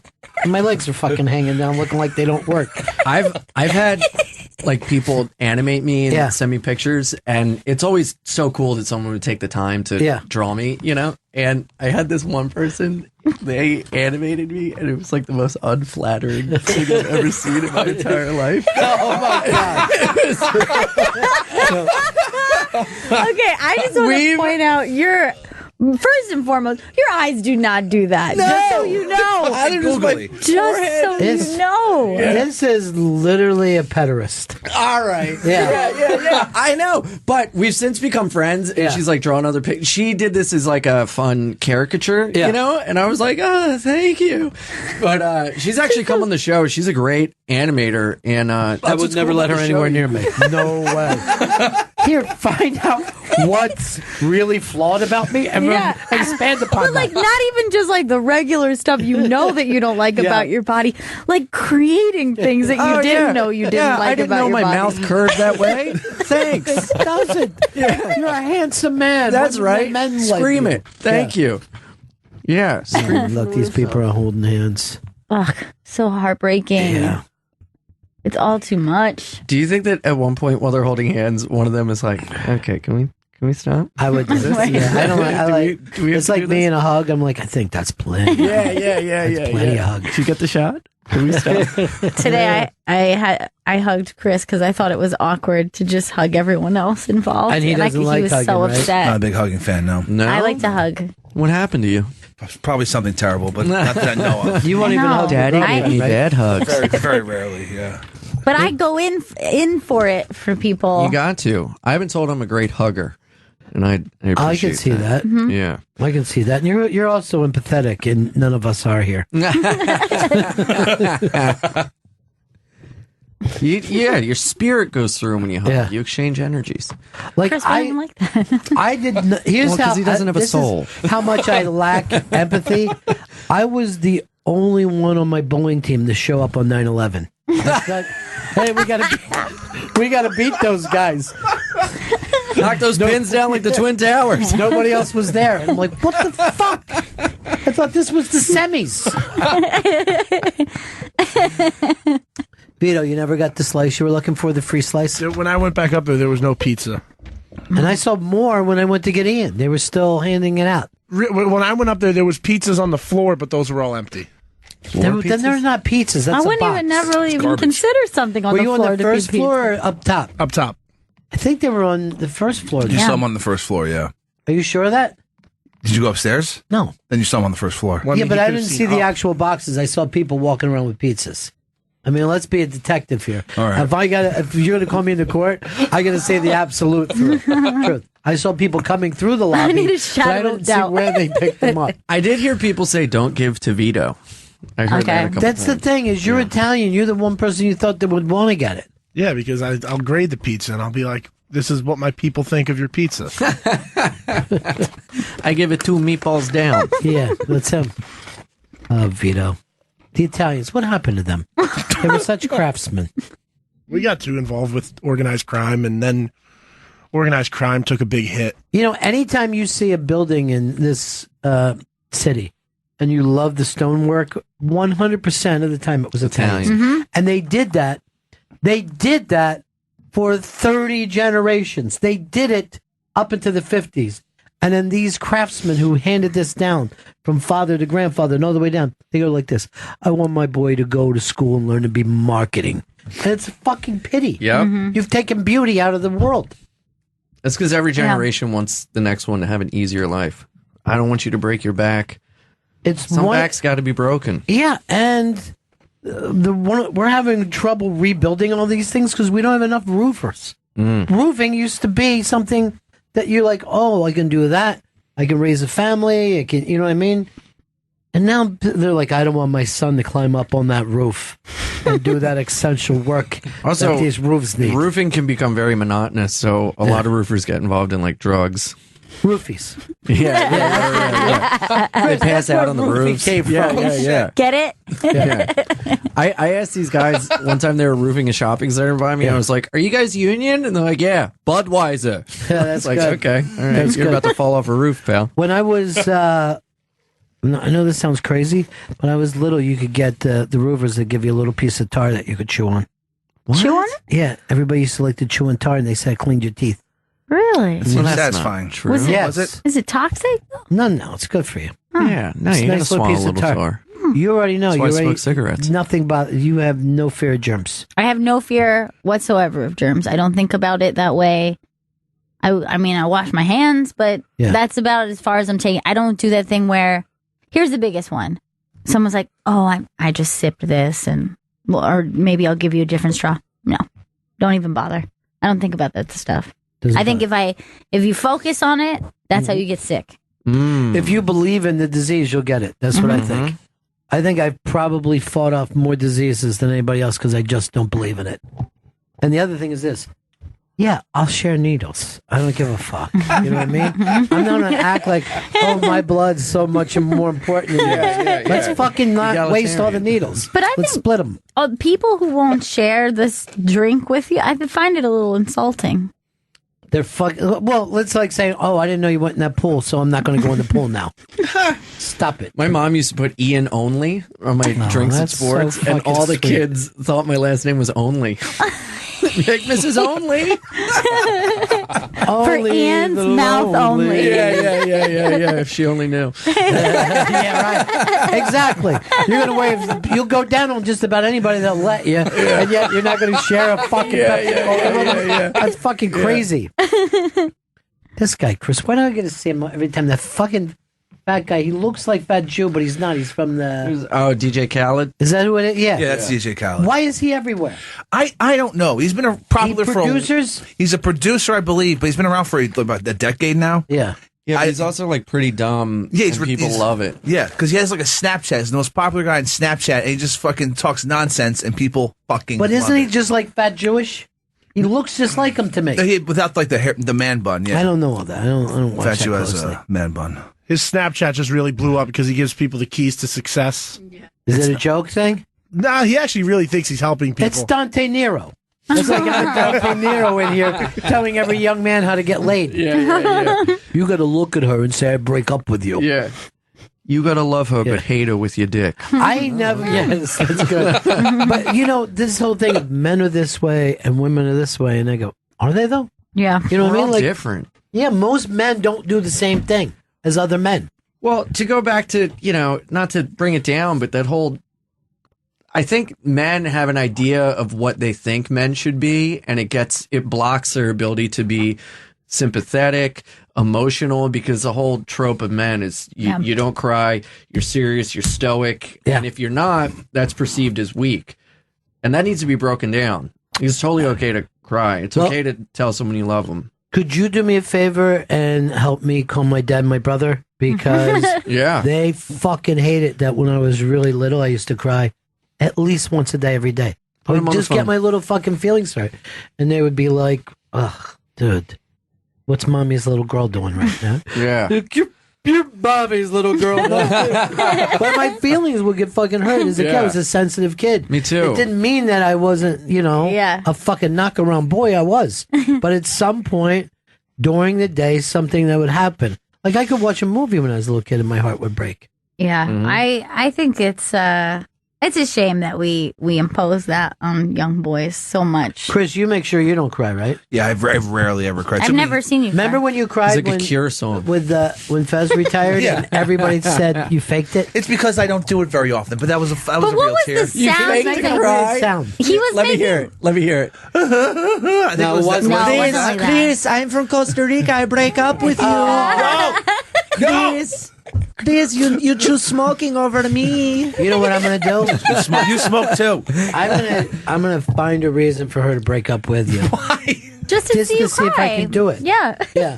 Oh, or to see it cry. Not just for my own reasons. I'm gonna prove to everybody. Lack of empathy. Yeah, but you were crying in a way for some reason that everyone thought. What was it? It was very metallic what he was doing. He was like, "You're in a bear." Yeah, it was like in between talking. I was trying to hold it back. It was a fucking shit show. It was fake. People thought it was fake. not fake. It was real emotion. Yeah. I have a hard time crying. Here's the thing: you were doing that, but were tears coming out of your eyes? That's what I can remember. Yes, there was tears. There was liquid.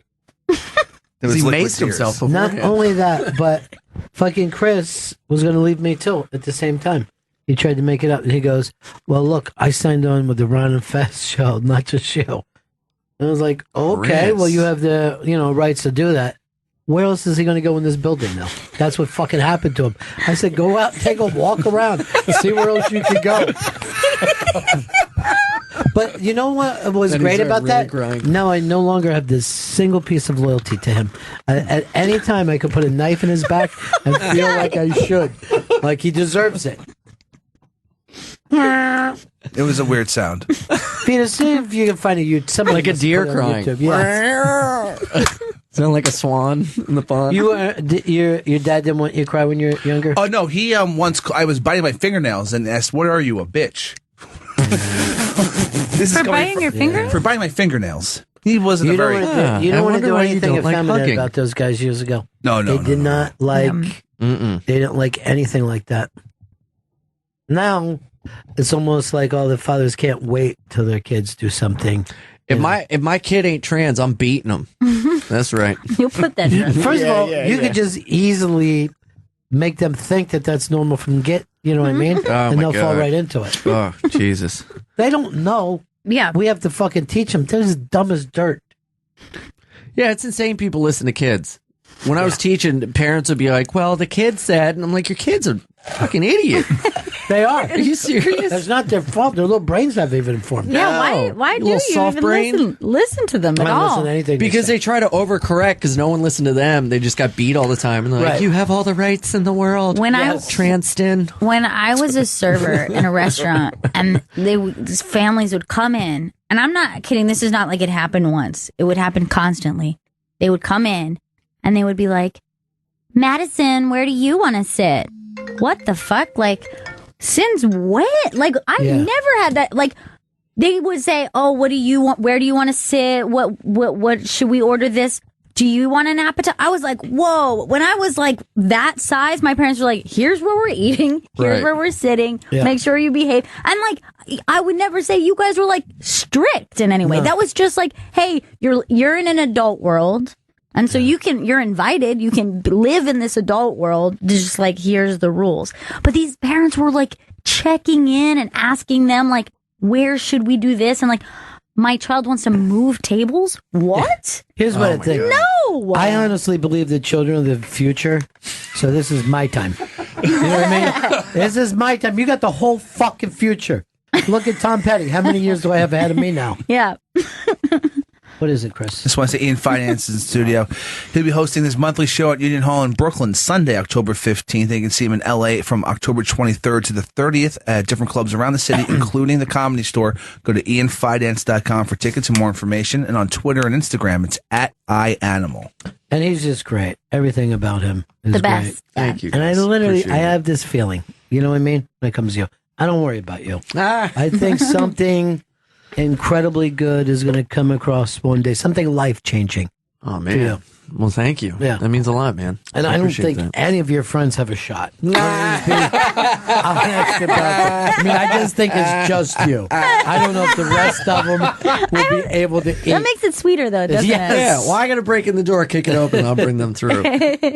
Who's the person that you think is like something special is going to happen for? Oh, man. Yeah. In the city? Yeah.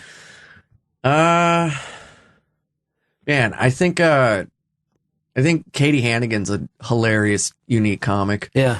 And Amber Nelson's out in LA now, and I always love her, watching her. Man, this guy Ryan Donahue is hilarious too. Isn't it amazing that, I mean, everywhere you go in New York, there's people that are great, but there's just certain people that you're like, think something good's there. Well, also, I mean, New York is just like a whole nother animal. You have Yeah. to work so hard because there's so much good talent in the city. And then you go elsewhere and you're like, oh my God, thank you, New York. Yes. I love you. Yeah, You know? because you've been playing with fucking ankle weights. Oh, yeah. You know what I mean? And then you Yeah. get out other places. Right. And they're like, we never saw anything like you. Yeah. Well, you know, when I had my club in Florida, all you had to say is you were at the Comedy Store in LA or the comic strip here, and you're like, okay, we'll headline you. You know what I mean? Like, Yeah. did they pass you? Okay, good. Yeah. Come on down, we'll give you some money. Yeah. All right, that's it for us, Christopher. Anything we need to plug and promote? I want to remind everyone the Laziest Skanks LA show, you can get that from merchpump.com, and that all the proceeds go to Puerto Rico. That's merchpump.com. So there's a piece up there that is a special show that they didn't air, Legion of Skanks in LA, and they're giving everything to Puerto Rico because our own Luis J. Gomez is a Norican, and I got news for you. He's never been to Puerto Rico once in his life. Can't even spell it. No, I've talked to him about that before. Can't speak any Spanish, but you can grab a purse and be going down the street like there's no tomorrow. I mean, that kid is constantly stealing things. Ian, you're the best, buddy. Let's do this again, okay? Yeah. Love you guys. Thank you. All right, that's it for us. I'll tell you what we're going to do for Tom Petty. Let's leave with something that was always somewhat of a family song. This was always a way. This was a song that we all loved, but I would tease my kids and my chick with this because they're from down there, but I'm a blue belly. This is, to me, one of the greatest songs of all time, Tom Petty, Southern Accents.